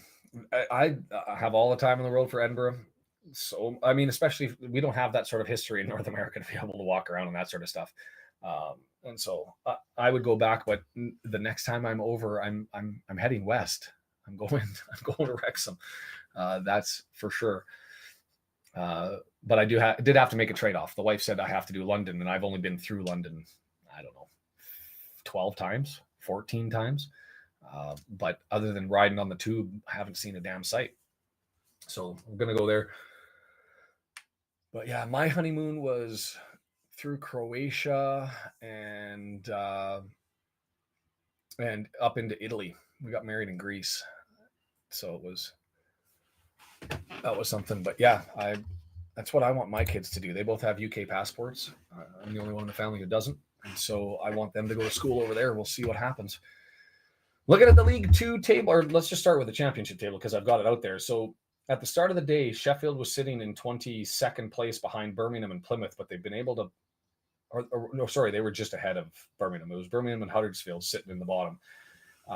They've freed themselves clear by taking their 3 points. They're up and sitting at 20th, and so 2 spots up with one game after this one still to play.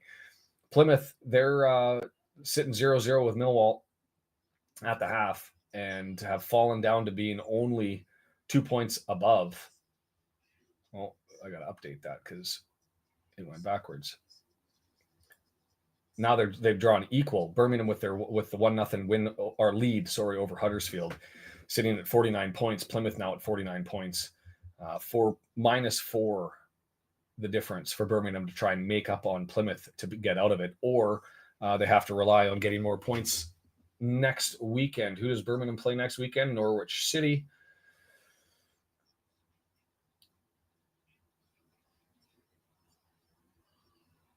And Norwich will be playing for something potentially just to secure a playoff spot, sitting at 75 points. well, I guess they'll be in. It'll just be for placing, but they'll be in. And Plymouth Argyle takes on Hull City, so another tough fight for them. As Hull City sitting at 69 points, trying to make sure that can they get in? I mean, I guess they still have a potential chance. They've got 2 games to play, and West Brom is losing, so they're looking to sniff in. So that those are teams that aren't not going to help them, and by any stretch of the imagination, still going to have stuff to play for. And so it'll be a mess over there. League 2 table. The League 1 table, easy. Cheltenham going down, Burton Albion staying up. That's who we'll get next time. So we'll see. And RKO, I can see that for some extended period until there's a desire to really make the push. If there's a desire to make that push, and some shot in the arm for capital and a whole bunch of signings just to say, decide now's the time and we're going to move forward. So it's certainly an opportunity there to go forward.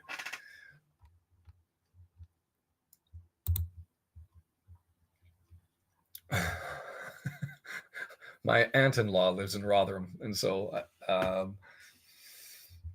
yeah, it's a town.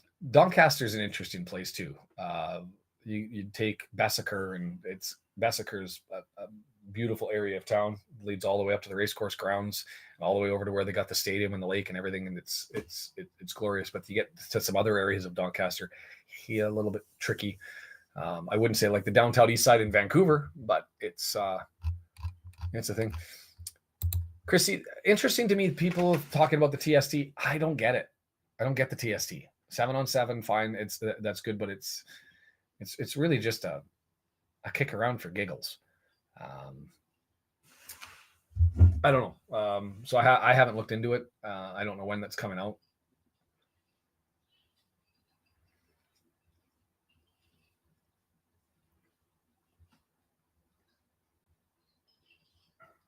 Having a look at the table, what can happen here and what are we watching? Bradford sitting 1 point out of the playoffs, and they can only get there if Crawley ends up losing 2, because Bradford can't catch. Well, I guess they could. 2 goals being the goal differential in the Crew and Bradford game, so we can start to watch that. Bradford up 2-0. So if they add 1 to go 3-0 and Crew drops 1, or Bradford puts 2 more in, the only challenge is they're going to have to make it an extra one, because the second tiebreaker after goal differential is goals for, and Crew way ahead, 68-59. So for Bradford, they're going to have to come up with at least 1 more, preferably 2, and then hope that Crew drops another one in their matchup to Colchester, which might be a heavy ask. But still a fight there. And then looking at Crawley's going to have to drop 2 points for Bradford to find a way in. And that's assuming Barrow's not able to spoil the party by coming back. So it's a battle at the bottom right now. MK's home and away. Doncaster's home and away. Crawley looks comfortable being up by 2, but if they drop it, they've got Bradford sitting there looking to take their spot. So it will be an entertaining half at the end of the season in League 2. Let's go. Do I have anybody who's making it out? I know Vince is in Vancouver.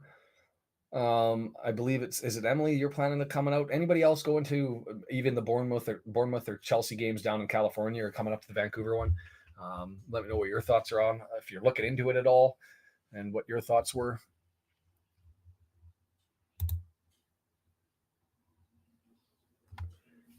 Yeah, and I get that. I appreciate sports spectacles and events. I don't know what to take of the quality of the matches. It's just sort of, I don't know. If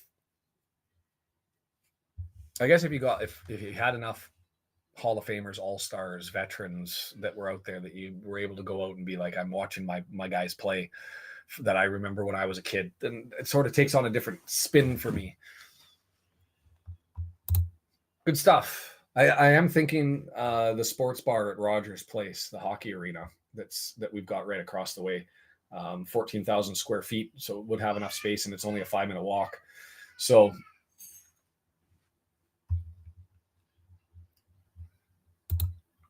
I will definitely set you up, Brendan, for that. And then I'll do the replay afterwards and watch the Canadian broadcast and see how many times the play-by-play guy actually says the word sheep now that I told him I was going to turn it into a drinking game.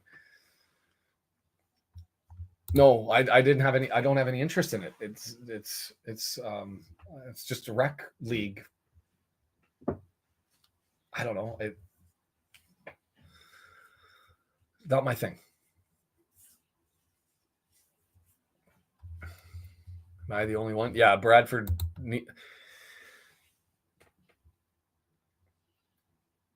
I don't know. You go into the half and you look at it. You started the game needing help, right? Crawley to lose, Barrow to lose. You've got Barrow losing. Barrow's only losing by 1, but Barrow's losing. And you're now sitting there staring. You're only 2 goals away on goal differential. That's 1. 1 goal for you, 1 goal for them, and now you're drawn equal. So either they drop to go 0-3 or you manage to put 4 into there. They're not completely out of it. Not completely out of there.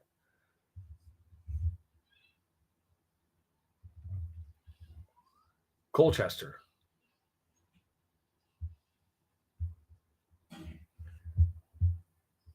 Oh, you're talking the Grimsby game. I'm looking at Crew, Andrew, more than I am Crawley, because I do think it unlikely that Grimsby's going to come back and score 2 and hold Crawley to their 2 in the second half. I'm with you there. The question more to me is on the Crew game. Oh, no, wait, 70, 69 points, so they can't get any more than that. You're right. I take it back. Bradford's not going to be able to catch Crew, so it's the Crawley that I'm watching. I got it wrong. So that's the hardest part of this whole thing, Marie, is the hotels. Is the Festival of Lights, our celebration of lights, is on the same day. So massive firework display. So the hotels downtown are already up to like $500 a night just for a 3-star. Don't stay at the Canby. It's going to be the cheapest one downtown. And that's for a reason. You'll be in a hostel and it's in a rough area of town. But any of the other ones are fine. I keep my eye on the Century Plaza because it's usually one of the cheaper ones. And it's clean. It's not flashy by any stretch of the imagination, but when we had to go to the hotel downtown Vancouver from where we were because our youngest was in the hospital for 12 days, that's where we stayed, and they're spacious. So it would probably be there, but I would really consider, and this is what I was thinking, is recommending the Executive Inn or the Ramada in Coquitlam. And the reason being is there's a SkyTrain that's a 5-minute walk away. Lots of restaurants in that area, especially if you like Korean food.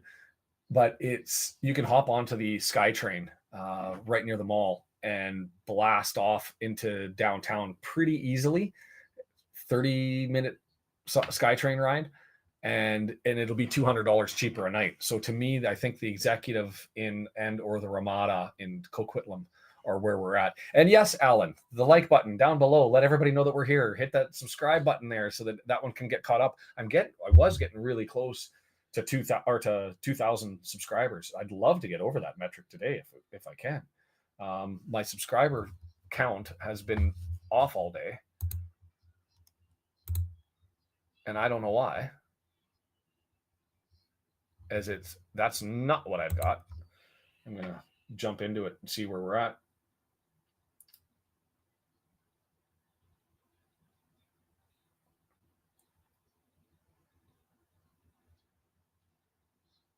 $1,968 is where I'm presently at. So if we could eke out 32 more subscribers and get me to 2,000, that would be amazing. But the number's a little bit lower than today than normal, but I think that's to be expected with the whole Stockport thing going on.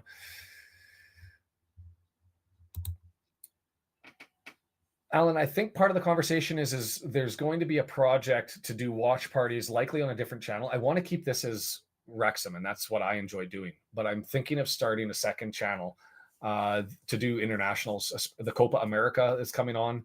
If there's anybody that's in South America or wants to do games as well, by all means, but reach out and chat. We'll figure it out. But the Copa America, maybe even the Euros, if people wanted to do it, and I'll kind of aggregate them together. And so I will be doing the Canada matches for sure during the summer as we're back. That honor guard really had an effect. Absolutely.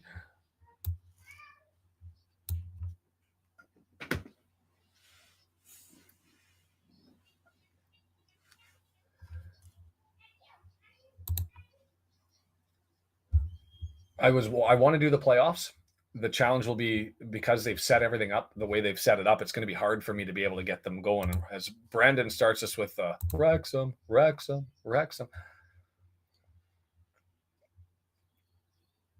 I think the fact that they've added North America to the Copa America is awesome. And for Canada to be playing the Netherlands, followed by France, followed by Argentina, then Chile and Peru. I mean, that's great.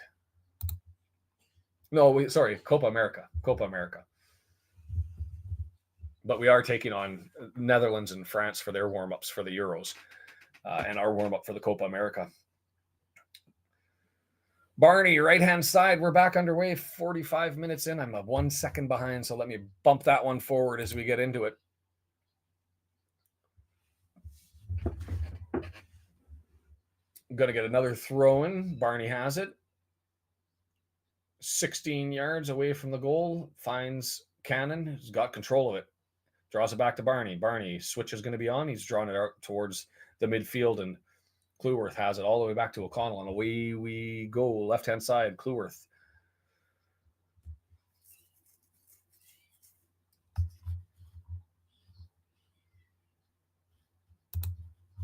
I want to do a chat, Denise, where people who are interested, we can talk about it, just so that I can, because a lot of it's setting up questions.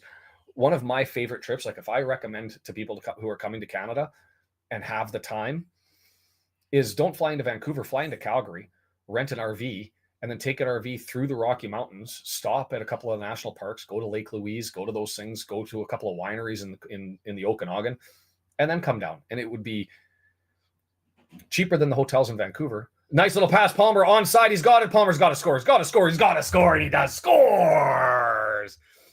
Ollie Palmer. Whoo, and he does that pose. Hey, long ball over top. The seas parted in the middle of the pitch, and Palmer was the only one there to be able to collect it, and he grabs it right in the middle, has options to his left and to his right, and he says, I'll put it in. I missed one in the first half, but I'm not going to miss again.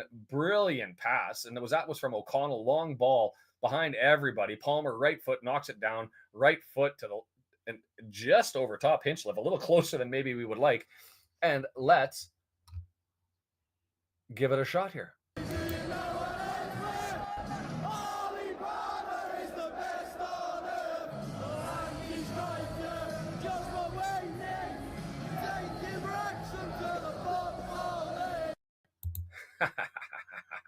Palmer, love it. Get in. 1-1. Goal for the good guys.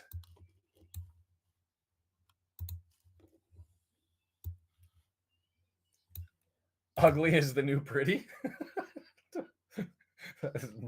That should be my motto for life.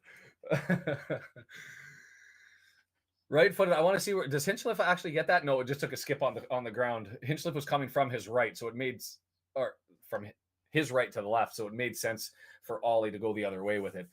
Well placed, took his time. And we have ourselves a game, folks. Let's go, Reds. Oh, boy.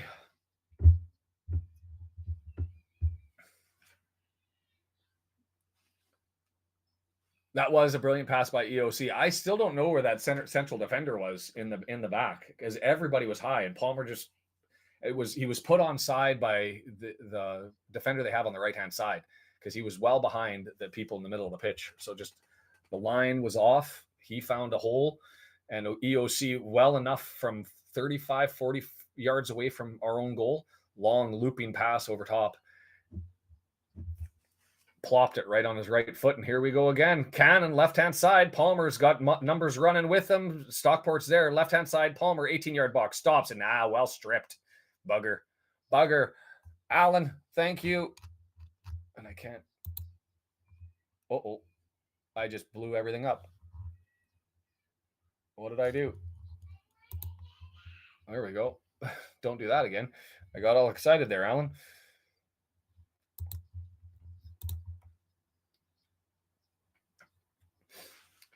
Young with him.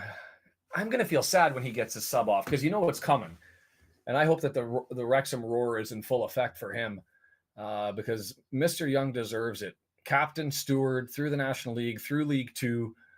And Mullen missed touch here, and here comes Stockport. And I'm a big fan of Parkey for being able to find a way to give him a shot.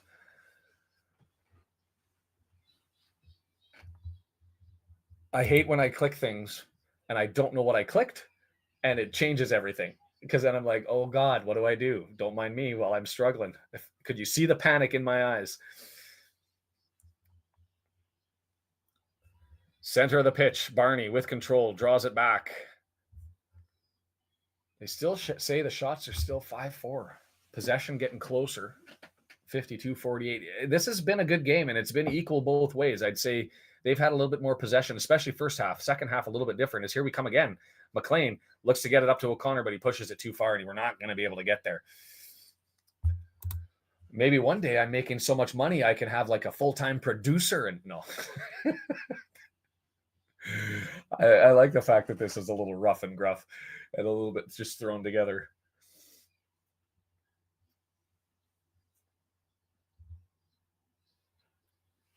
$19.70, 2 more subscribers, 30 more to get to 2,000.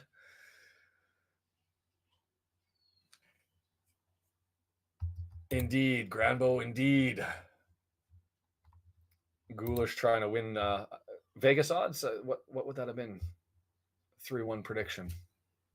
Would have been a fairly good payout, I think. O'Connell with it, just gets it from Ogonkwo, and he's looking up to the front of the pitch, and he ends up sweeping it to the left to McLean at the midfield stripe. Draws it forward. Lee's there, collects, leaves it for McLean on the run, and the touch is a little bit heavy and just cleared. The story of my life. O'Connell collects it. Edge of the 18-yard box of our own side of the half. Lee says, I'm here, I want it. And Lee gets it on a nice little pass. Lee knocks it back and has to settle it down because he had like 2-3 defenders collapse on him, and it's pulled back to Cleworth. And we will recycle and do it again. Trying to change those possession stats here. O'Connell with it again. Gets it over to O'Connor on the left-hand side. Midfield stripe. McLean's in front. Instead, he draws it to Mullen, who's come back to help. O'Connor with it. Draws it into Lee in the middle of the pitch. Mullen down. Playing advantage. Palmer with it. 22 yards out. Crack blocked. Cannon with it now, right-hand side. As we're starting to do that swarm thing where we just clean up the leaky ball. It's into the box. 18-yard box. Palmer with it. Not able to fight off the defender. That was well done by Pye. This is the best he's done, right? The best he's done. Sexy Rexy. That's an idea for a t-shirt. Stockport gets it forward. McLean heads it back, and McLean gives a shiv on the way past.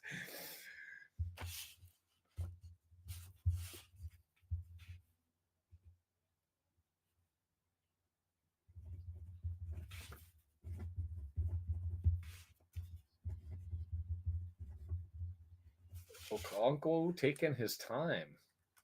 And here's the right-footed thump. Mullen can't get to it, and it goes all the way to Hinchliffe, who collects it.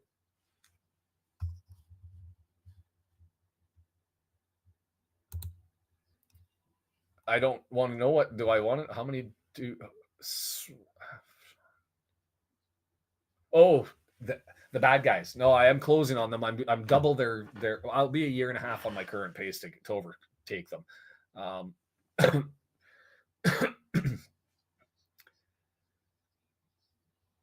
Got a throw in. Barnett and Cannon working together to be able to steal and maintain possession there, and we get the throw in, and now we'll set it up. So they're still at 3 point something, and so it's still going to be a battle to get up there, but I'm closing. The goal, if you don't know, Chester FC. I want to have a North American fan of Wrexham have more than the actual club.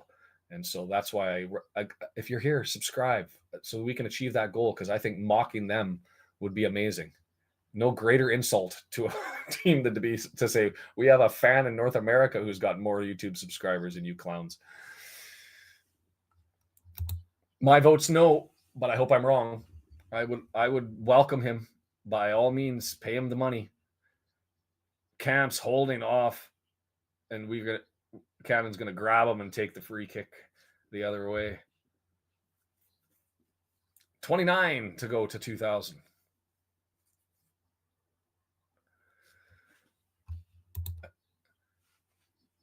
No surprise. I mean, for them, they'll get that parachute money, right? 3 years.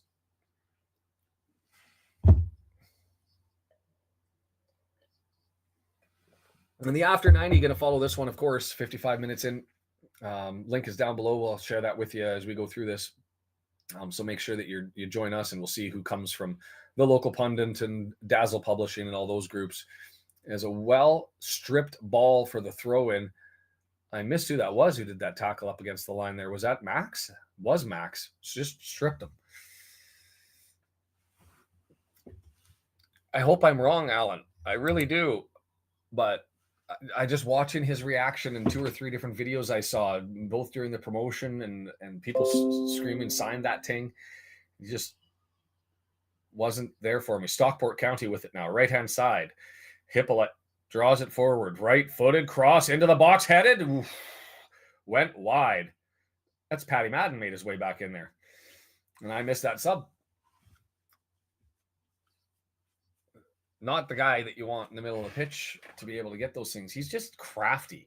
That's why I got nothing bad to say about Paddy Madden.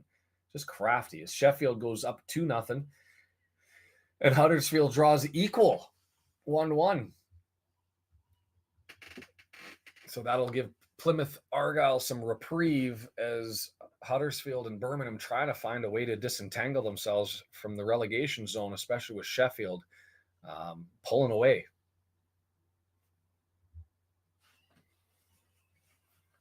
O'Connell tried to find Mullen again, couldn't get it up over top on that one.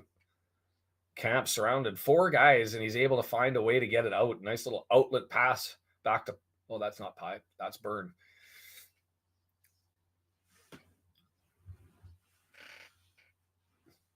They're talking about, if you're not a part of the broadcast, they're talking about drinking games and what Mark Griffiths says too much, and just went for him, too much on it would be one of them. Max, if you got to give him a run in League One, don't you, just to see exactly what you've got? I mean, he's either going to swim or not, but he's 21. He wasn't even on the 22-man squad because he was an under 21. Going to be a foul there. Ooh, interesting. Barrow 1-1. I'll leave the studio, which has me at 28 away from 2000. Cross into the box for Stockport. Easily flicked away by O'Connell, but not very deep, and it's going to get collected, and here comes Stockport up to Paddy Madden. Left-hand side, headed away from him. Well done by both Cannon and Clueworth tagging up to strip him, and Madden rips him down, and that's going to be a card.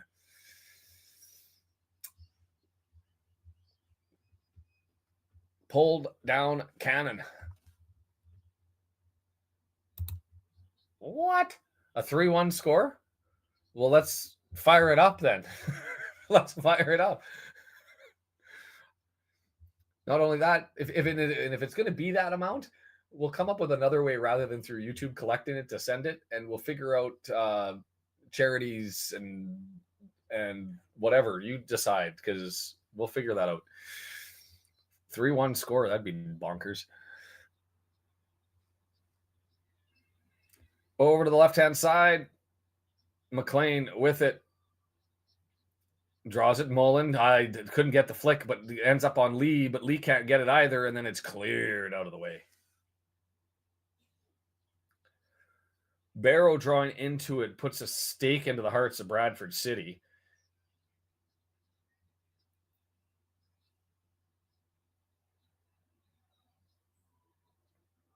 Still haven't updated my table, but that'll move them up, and that's 2.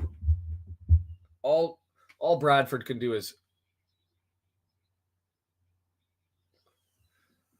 Horsfall tackled Cannon. Cannon loses the ball. Cannon tries to go and get it when it's trapped in his legs. Extracted it from his nether regions. And away we go. PC Retro Gamer, how are you?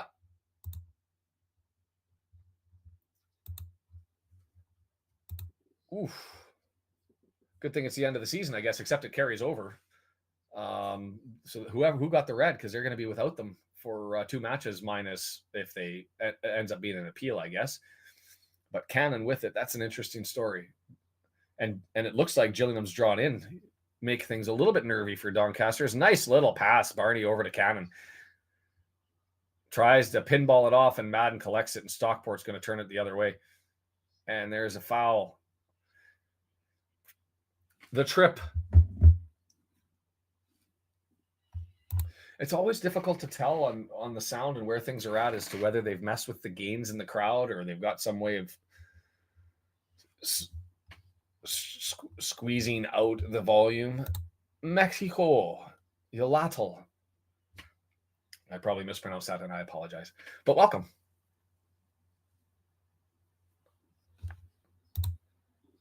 Nice to have you back, Orion. And yes, I secured promotion, and I dropped the last one, obviously, by sleeping in because everybody in the house was sick. And it was not pretty in this house for 5 days, 6 days.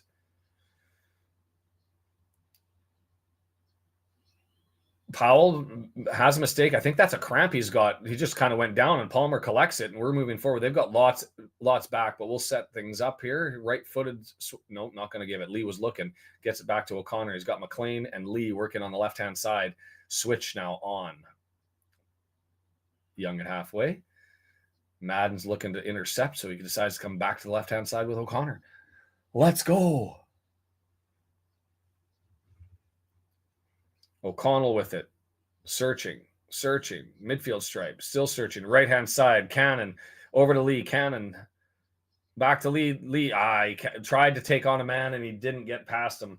And away we go. Mansfield back to equal. As a consequence of that Barrow tie, which puts us equal on points. So an opportunity, if it matters for some of you, to get to second.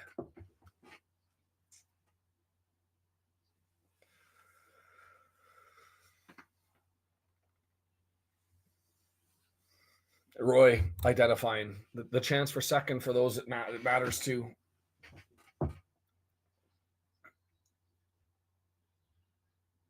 Double change coming in. Are these the young guys?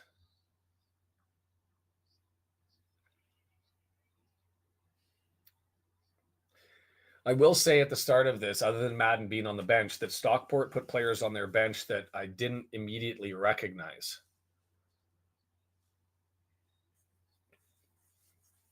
Torre, he's experienced. And Richards, is he one of the young guys? I'd have to. I forget. Crash is feeling this one and wants this one.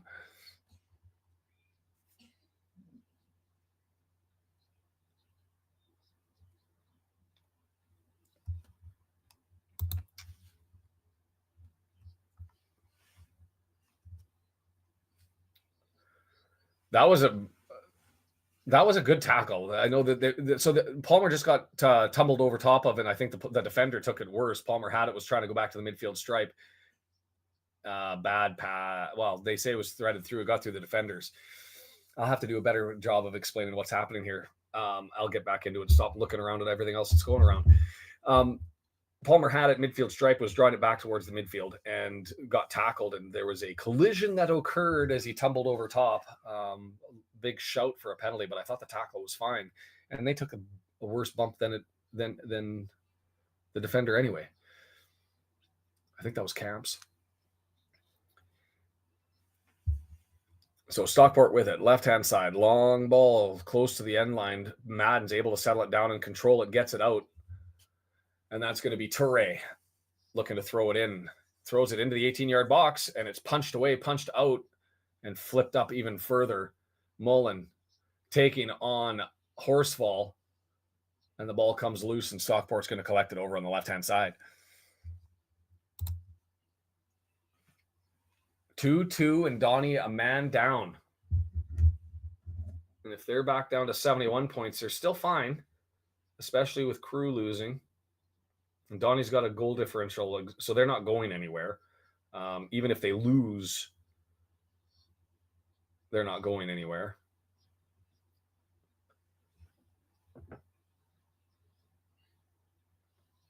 Lots going on the bottom of the table.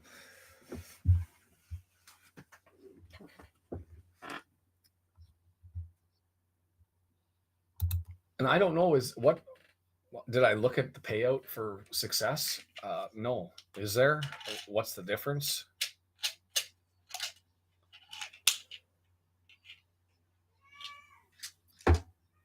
And yeah, I'll send the reminder, even though I didn't see the spoiler, Vince.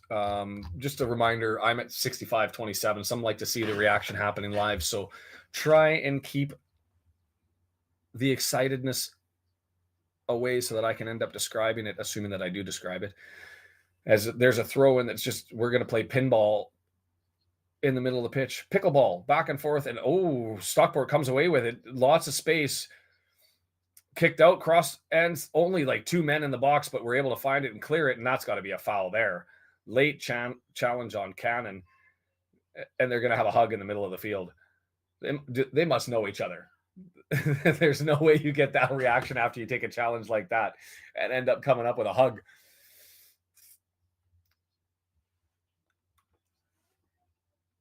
And well done for Max. That was Max again, coming into the middle of the box, knowing that O'Connell went out to go and try and take away the entry.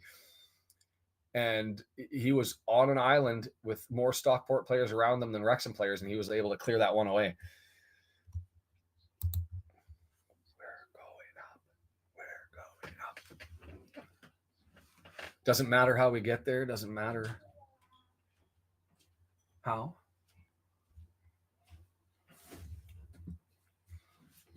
Lee with it, gets it over to Cannon on the left-hand side, 35 yards out, looking to build, draws it over to the right-hand side. Cannon with it, all the way back to the midfield to O'Connell. O'Connell, midfield stripes, searching, looking, 35 yards out, moves it to Palmer, left chest, right chest, but not able to forward it to anybody. And Hinchcliffe comes out and grabs it.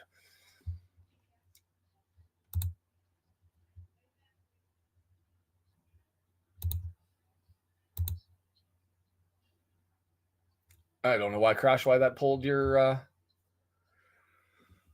chat out. Because I don't think getting your head out of your backside is bad by any stretch of the imagination, but the bot grabbed you. Looking to throw it in right-hand side.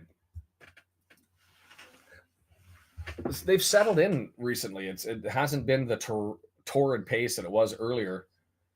Is it Stockport going to get a throw here? And is there another sub? As they go to McElhaney taking this one in. Up in the box. The owner's in town as Evans steps up to grab this one and throw it in. Fletcher coming in for Palmer. 68th minute. It's time. Wrexham.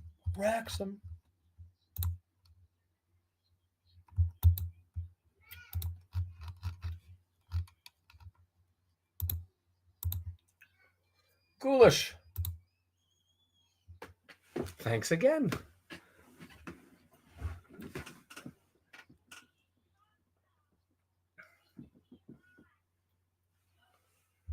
West Brom's thrown in the towel. It's 3-0 for Sheffield. That's got to help them on the goal differential as well. And here we go. O'Connell's got it inside the box. Draws back to Ogonkwo. Just don't whiff on it. And he doesn't. Right foot squarely away up to Fletcher, who flicks it over to Mullen, but gets it just a little bit too far. If only he had eyes in the back of his head. Guessed where Mullen was going to be and was off by about 3 feet. And Hinchcliffe throws it down and does go for a throw. No, O'Connor has to collect it and collects it. Up to Lee. Nice little drag. Brilliant little take. One touch, pulls it around, spins around, and gets it over to the right-hand side. Clueworth with it now. Midfield stripe. Has Young in the middle. There's got to be that Young sub coming in pretty soon, I would think.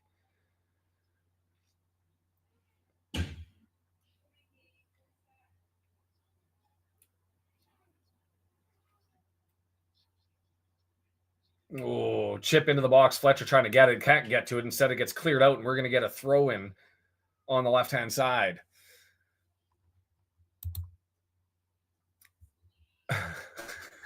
David, you can't say it, man. You can think it, but you can't say it, man.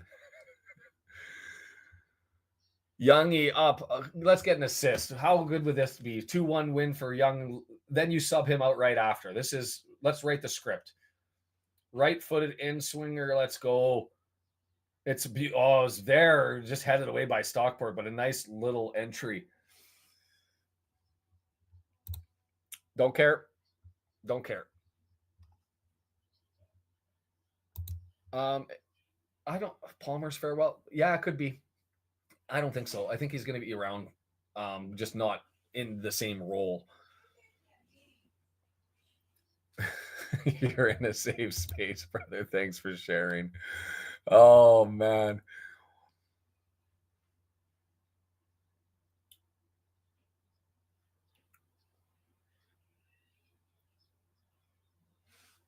Lee, nice little battle in the midfield. He comes up with it, draws it down, gets it to Fletcher. Fletcher, I was going to play it for Lee, and instead he goes to O'Connor, who grabs it. Has Lee behind him, McLean to the left.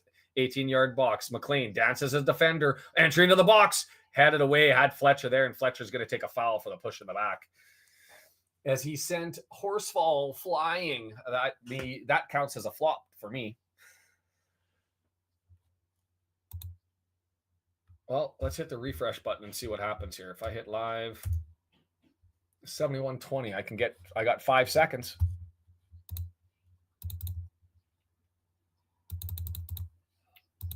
There we go. A little bit better. Not much I can do about it. Shots while I'm in here, 6-5. Not a lot of shots this half. They've been mostly spinning around, swapping possession in the midfield. And that one's just going to go out for a corner. Stockport with it. Corner, right-hand side in front of the fourth wall. Nobody really rushing to take the ball. Certainly not the same giddy up that you can anticipate in these places as Wimbledon, the wobbles, thrashing any opportunity or to a dream that Walsall had of trying to sneak in. Their season done. No, Palmer's not in the midfield. I mean, I guess he could in a different formation, maybe, but not ours.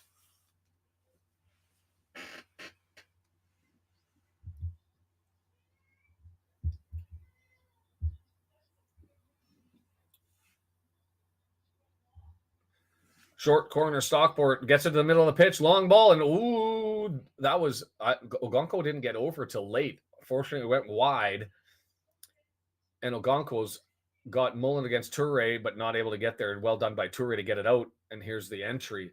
McLean tries to search for Mullen, and Byrne just heads it out. So Mullen grabs it, gets it to McLean, and here we are, left-hand side. Mullen's over there, flicks it over to him, draws it on back. That was an odd replay to go to. McLean looks like he got stepped on and fouled.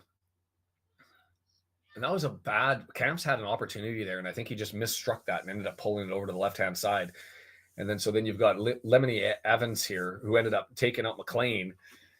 And now we're going to get an O'Connor opportunity. Just, what are we, 7-8 yards away from the end line, and about 25 yards out. Left footer. O'Connor headed. It went from O'Connor was flicked up in the air, and Fletcher and Lee were both there to be able to get it on the far post, and neither able to make contact, and it goes for a goal kick. I don't know who got that first initial flick in. They just keep replaying that Camp strike, and I think he had time, and I think he had an opportunity, and he probably should have done something better with that than he did. Who got that first touch? Cleworth. Coming the wrong way, not much he could do with it, so he just flicked it up in the air again and continued on and had Fletcher and Lee in the area, just not able to get there. Bugger.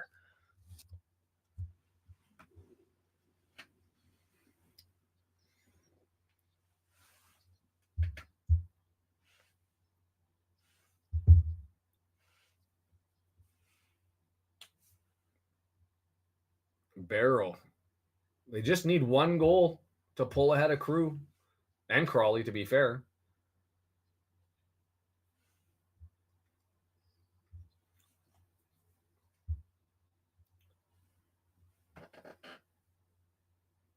Stockport, midfield stripe, drawing forward. Gosh. I'll come back to that in a second as it's entered into the box. Maybe it's bad luck. I don't want to, but that's right there. Going to be a shot left-footed. Missed by about 7 feet the wrong way.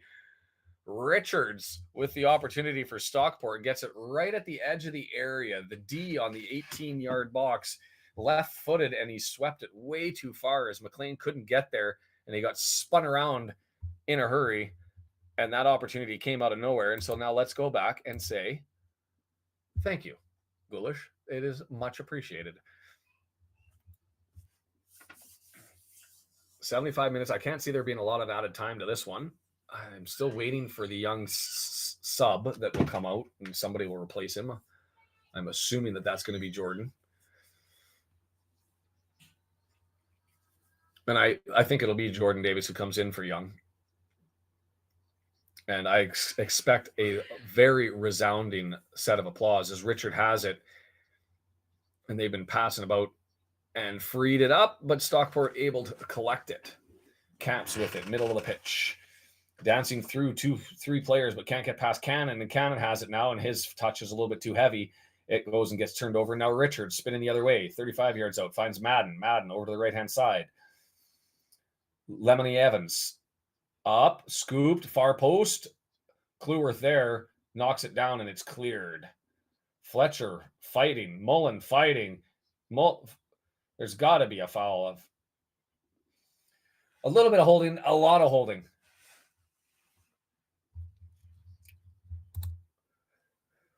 A pool for who wins the playoffs for the 4th promotion spot.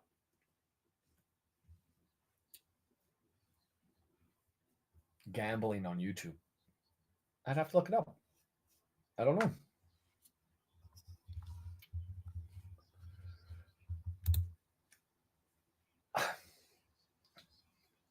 Elliot Lee is the sub coming off.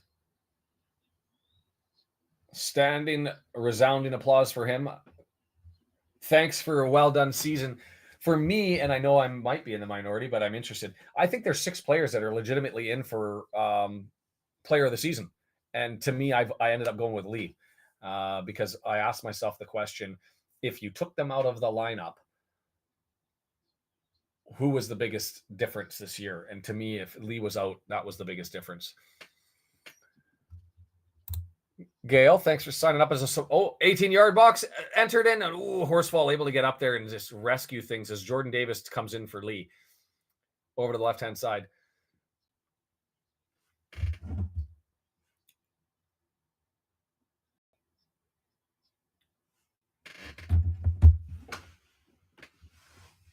Draws it back. Has O'Connell there. Long ball over to the right-hand side.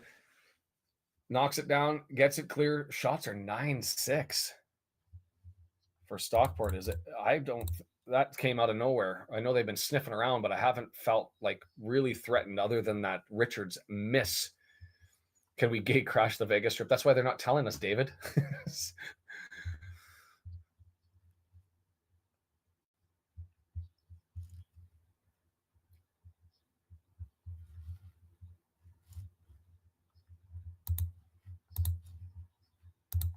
No, Hayden's done. Rumor is he's actually already moved. So I think that one's and we will have additions in the back. I think it depends on how highly they rank Cluworth and his ability over on that right-hand side into League One. Certainly in the future, he's got the bright future ahead of him. But Mullen with it.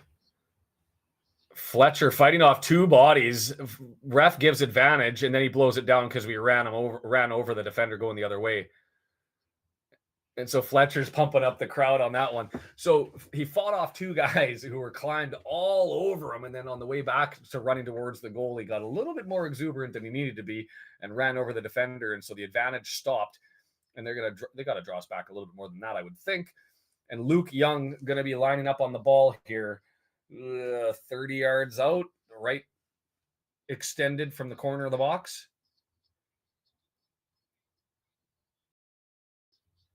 Oh, he got it over to Barnett, and Barnett swept it in, and Madden was there to get it over for a corner. So that's going to be Luke Young over into the far right corner to take this one. Whoo.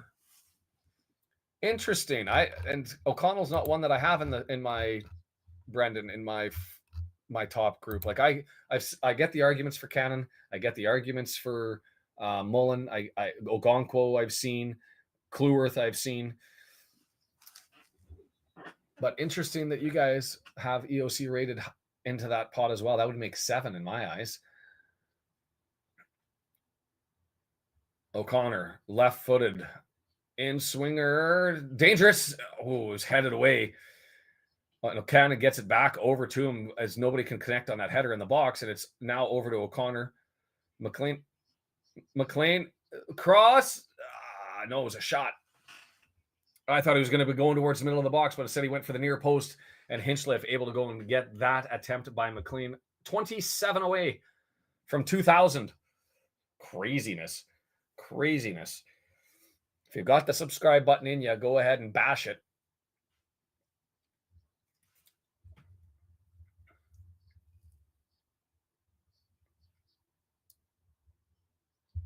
Burn, Stockport, midfield stripe, advancing forward, long push through, but it's O'Connor easily collects it and gets it up over to Jordan Davis. He's one of our own. He knocks it back to Cleworth. He's one of our own. Barney with it, right-hand side, spins it back down to EOC, and EOC with O'Connor on his left pushes it forward to Young. Now that's over to O'Connor.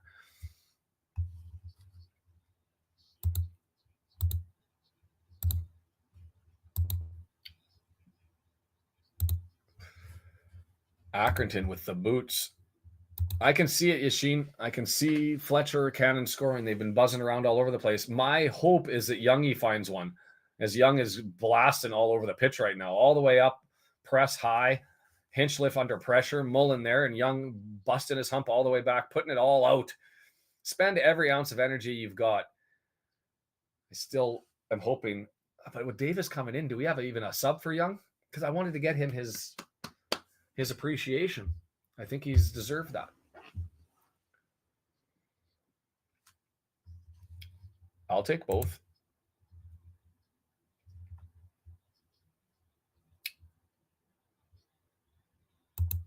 Ollie Palmer with the goal.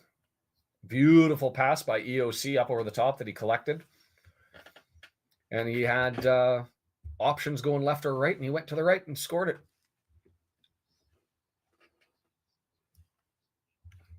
There's Don with the summary. And I've heard people add McLean to that list as well. Cannon got in space, 18-yard box, across forward. Oh, just chipped away. And we had 2 Wrexham players there at the edge of the area.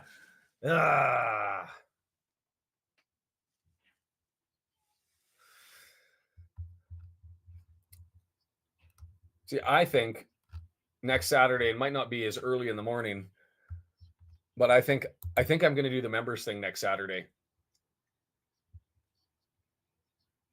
And just have everybody have a chat about the season that was and what can be, and both as a team and both as to the channel, and let everybody come in. You've got to be a subscriber. The join button down below if you wish to do that, or you weren't gifted one.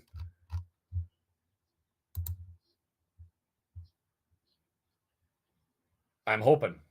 I think that would be nuts.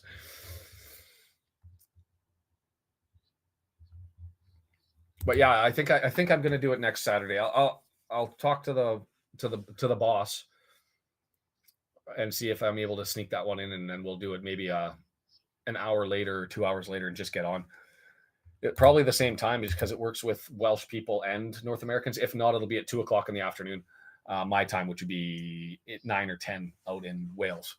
So a little bit later. I'll figure that out and get that out there. And yes, John, I hear you. Too many suspensions, and that's been the knock. He'd be there if not for the suspensions, but certainly the argument is there. Not like most seasons where you've got a clear runner for MVP, right?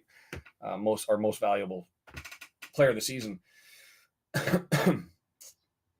Stockport with it. Midfield stripe, 84th minute. I don't see a lot of added time. 2 minutes maybe. I can see that being all that's going to be provided. And we're even more expensive in Vancouver. I paid $300 Canadian. So what is that? 170 quid each. Whatever it was, it would have bought me 7 games in Wrexham.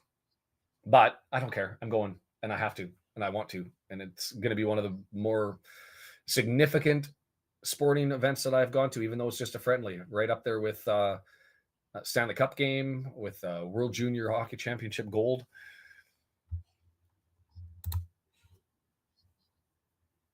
The Korean Baseball Series finals. Well, that was a good one, but that one will rank right up there. Is they're just bashing it through the midfield, and now we've got a foul called against O'Connell for taking out Richards at the midfield stripe.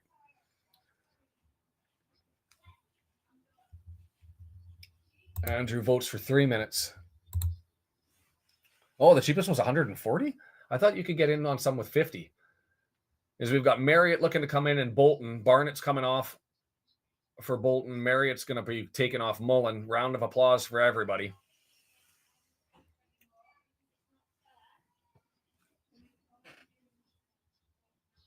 Do you put McFadden's the only left that was on the box? Do you put McFadden in a 1-1 game with just minutes left just to give Young his shout?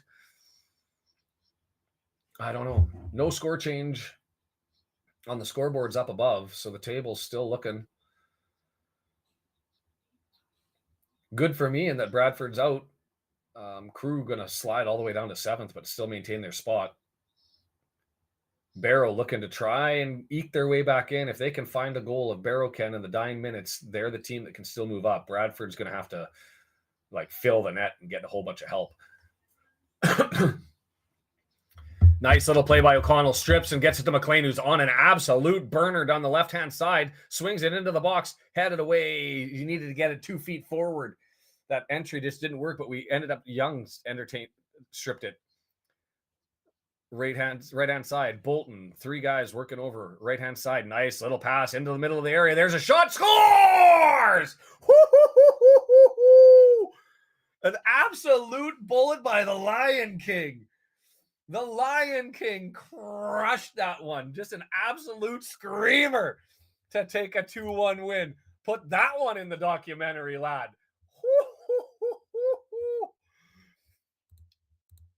Bullets.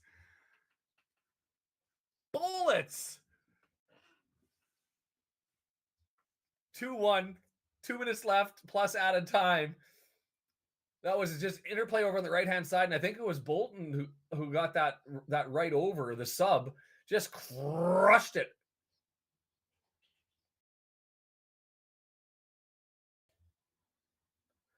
In the Kairos, the mighty Kairos, Cannon scores tonight.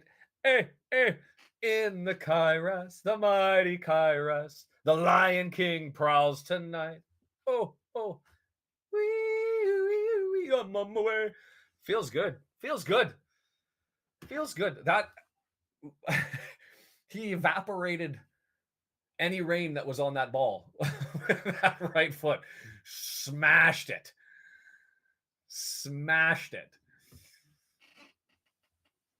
That was Mr. Andy Cannon, the Lion King, the only man to see a lion in Wales.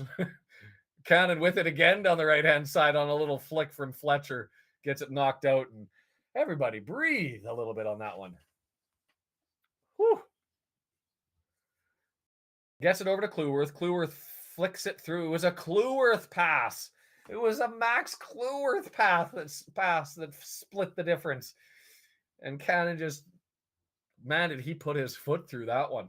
Boom is right, Brandon. Holy thumping jeepers.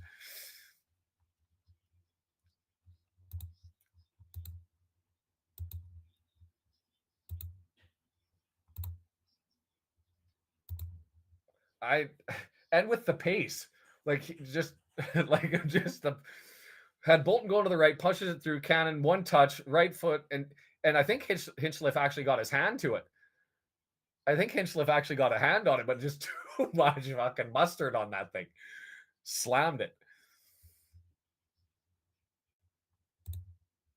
Cannon by name, cannon by nature. That would look good on a shirt too.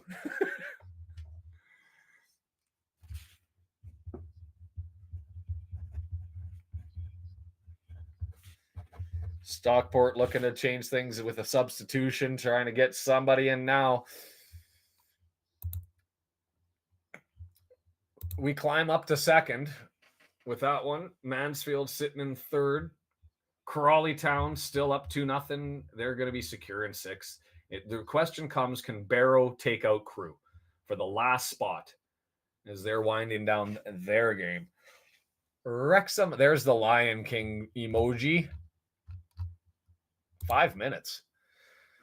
5 minutes added on. Going to be a throw for Stockport at the corner flag, 18-yard box. They're looking to grab the ball. Not really pacing themselves too much here. Bleeding Bluties, bleeping beauties. That's a tongue twister. You were right. You were right, Yashin. I'll give it to you. You were right. Cheryl's listening to the race course and listening to this, following along, and it's echoing throughout Wrexham. And I don't know the answer to that question. I to be fair, it's news to me.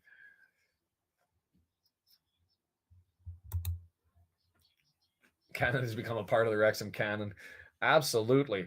Richards knocked down. Going to be a free kick here. A foul given by Fletcher.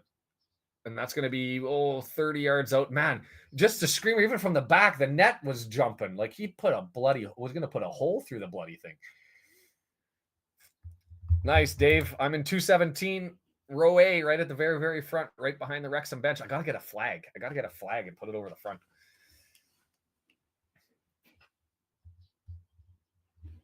I'm down for that. I just don't think they're going to go for it, but we'll see what ends up happening as Ogonko collects it.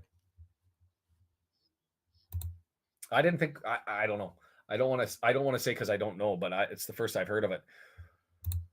Thank you, Ghoulish.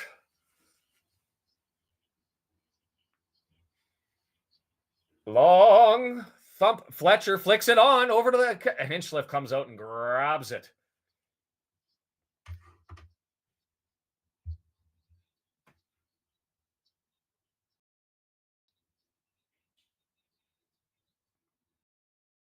Stockport with it now. Madden, right-hand side, all the way over to Richards, inside the penalty area. He's got numbers to the left and the right. Big block. McLean gets down and stops that Richards entry. And then Cannon comes down in front of Madden and takes it away. Cannon at the front, at the back. I'm going to take care of everything.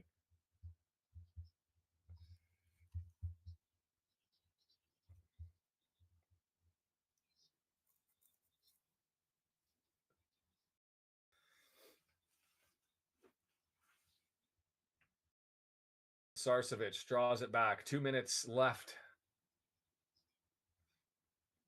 Stockport looking, moving forward.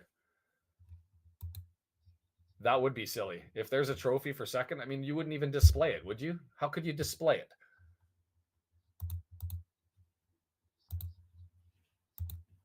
I wouldn't. It'd be too embarrassing. You missed all of it, Shannon. An absolute bullet. Long ball up over Marriott, left-hand side. 2 guys, nobody with him. He's going to dance. He's searching. Right foot in. Oh, he just missed.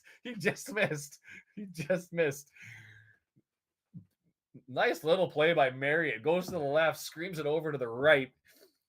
Gets it with the right foot and just misses the near post on the left side. Was booking extra time, not Yashin score predictions.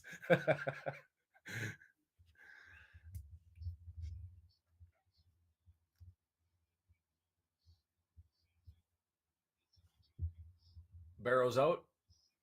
What happened? The Mansfield score, or is it just the Crew score? Crew scored, so that'll do it. That'll do it.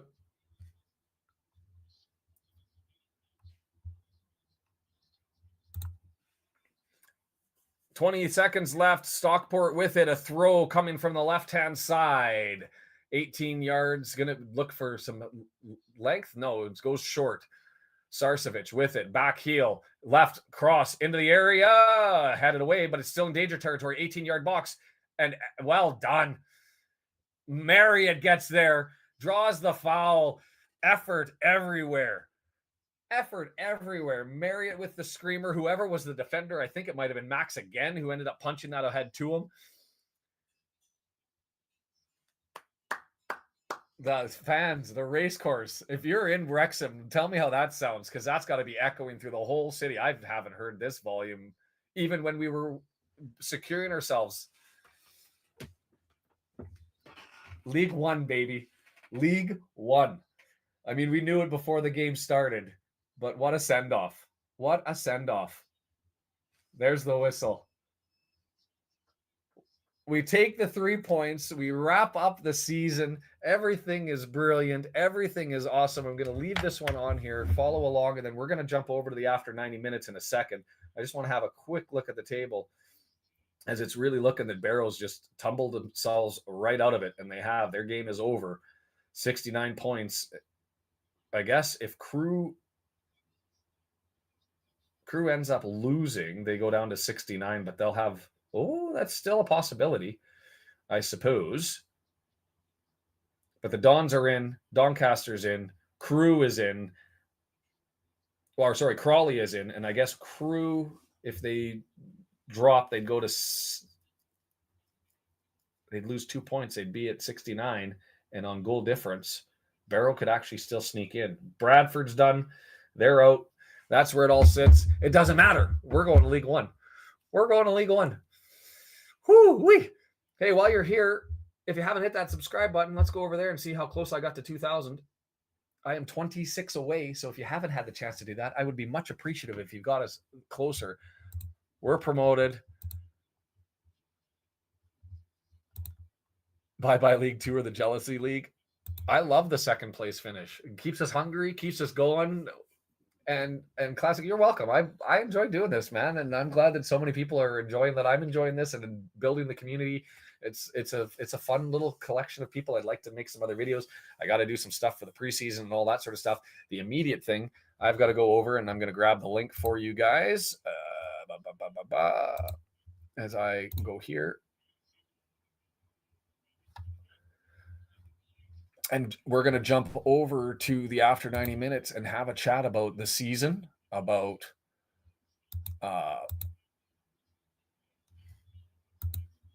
what's coming in the off season, what we're going to do for us. Don't forget the women's match is coming up on May 5th. And also next weekend, I'm going to try and set up the members meeting where we can get there. I do want to cover some of the playoffs. I got to look at the schedule a little bit better. The hard part is they have so many midweek games, and I can't take off a whole week to just cover stuff. So thank you for the compliments to Jennifer, Vince, appreciate you. Appreciate everybody who's come in and contributed. W&G with the scoreboard stuff throughout the season has been epic. Brendan filling in, covering the flops thing, and being there to host and to welcome people and to make them feel welcome. It's been better than I could have anticipated and imagined putting this together. And I thank you guys for it. I really do. And so I've posted that link. How do I get that up on the poop? It's in the description as well. And we're going to sign up over there. I'll be jumping over there momentarily. I'm going to see if I can get back into this so I can pin it. And so that you guys can click over. And it won't let me do it, will it? Will it? No. I'm going to have to learn how to do my thing. In any event, Andrew, Brendan, everybody, this was a fun year. It was a great year to be on the field. It was a great year for the Red Horde and for us and for having some fun doing it. I hope to meet a whole raft of you in Vancouver. That would be a ton of fun. I don't want today to end either. I'm only going to be able to do it for an hour and a little bit, but I do want to jump over to the after 90 minutes and get that started up. We'll be on multiple different places. So by all means, about what the end of the season was, favorite memories. Feel free. You can come and join us. There will be a link there. Come in and just take 5 minutes to be like, this was my best memory, and this was my favorite goal, and this was our biggest win. And however you want to do it, is the lads are all walking around doing their singing and having a good time and getting it out there. What a freaking day. What a season. What a year. And that's the only way I can wrap it up. So thank you, everybody. The link is in the description below. If I can get the pin up here, I think I can now. It did pop up. Pin the message. You can click that pinned message up at the top if you're watching on YouTube's. As I'm getting stream stuff rolling in here, maybe I should hang out for a little bit. 1981, 19 left. So if you're still here listening, and they're still coming in, hit that button and get me closer. I'm now 19 away from 2000. That'd be a fun little way to end the year. And if not, hit that link. And I'm going to be over there in like 5 minutes to do all that sort of stuff. Holy, tons of fun. This damn club, all of you guys, just a ton of fun. I think that's enough. I'm going to wrap this one up. After 90 minutes, hit the link. I'll see you there in a second, probably about 5 minutes. All right. Take care, everybody. And thanks for the year. Thanks for the season. And we're going to keep this going.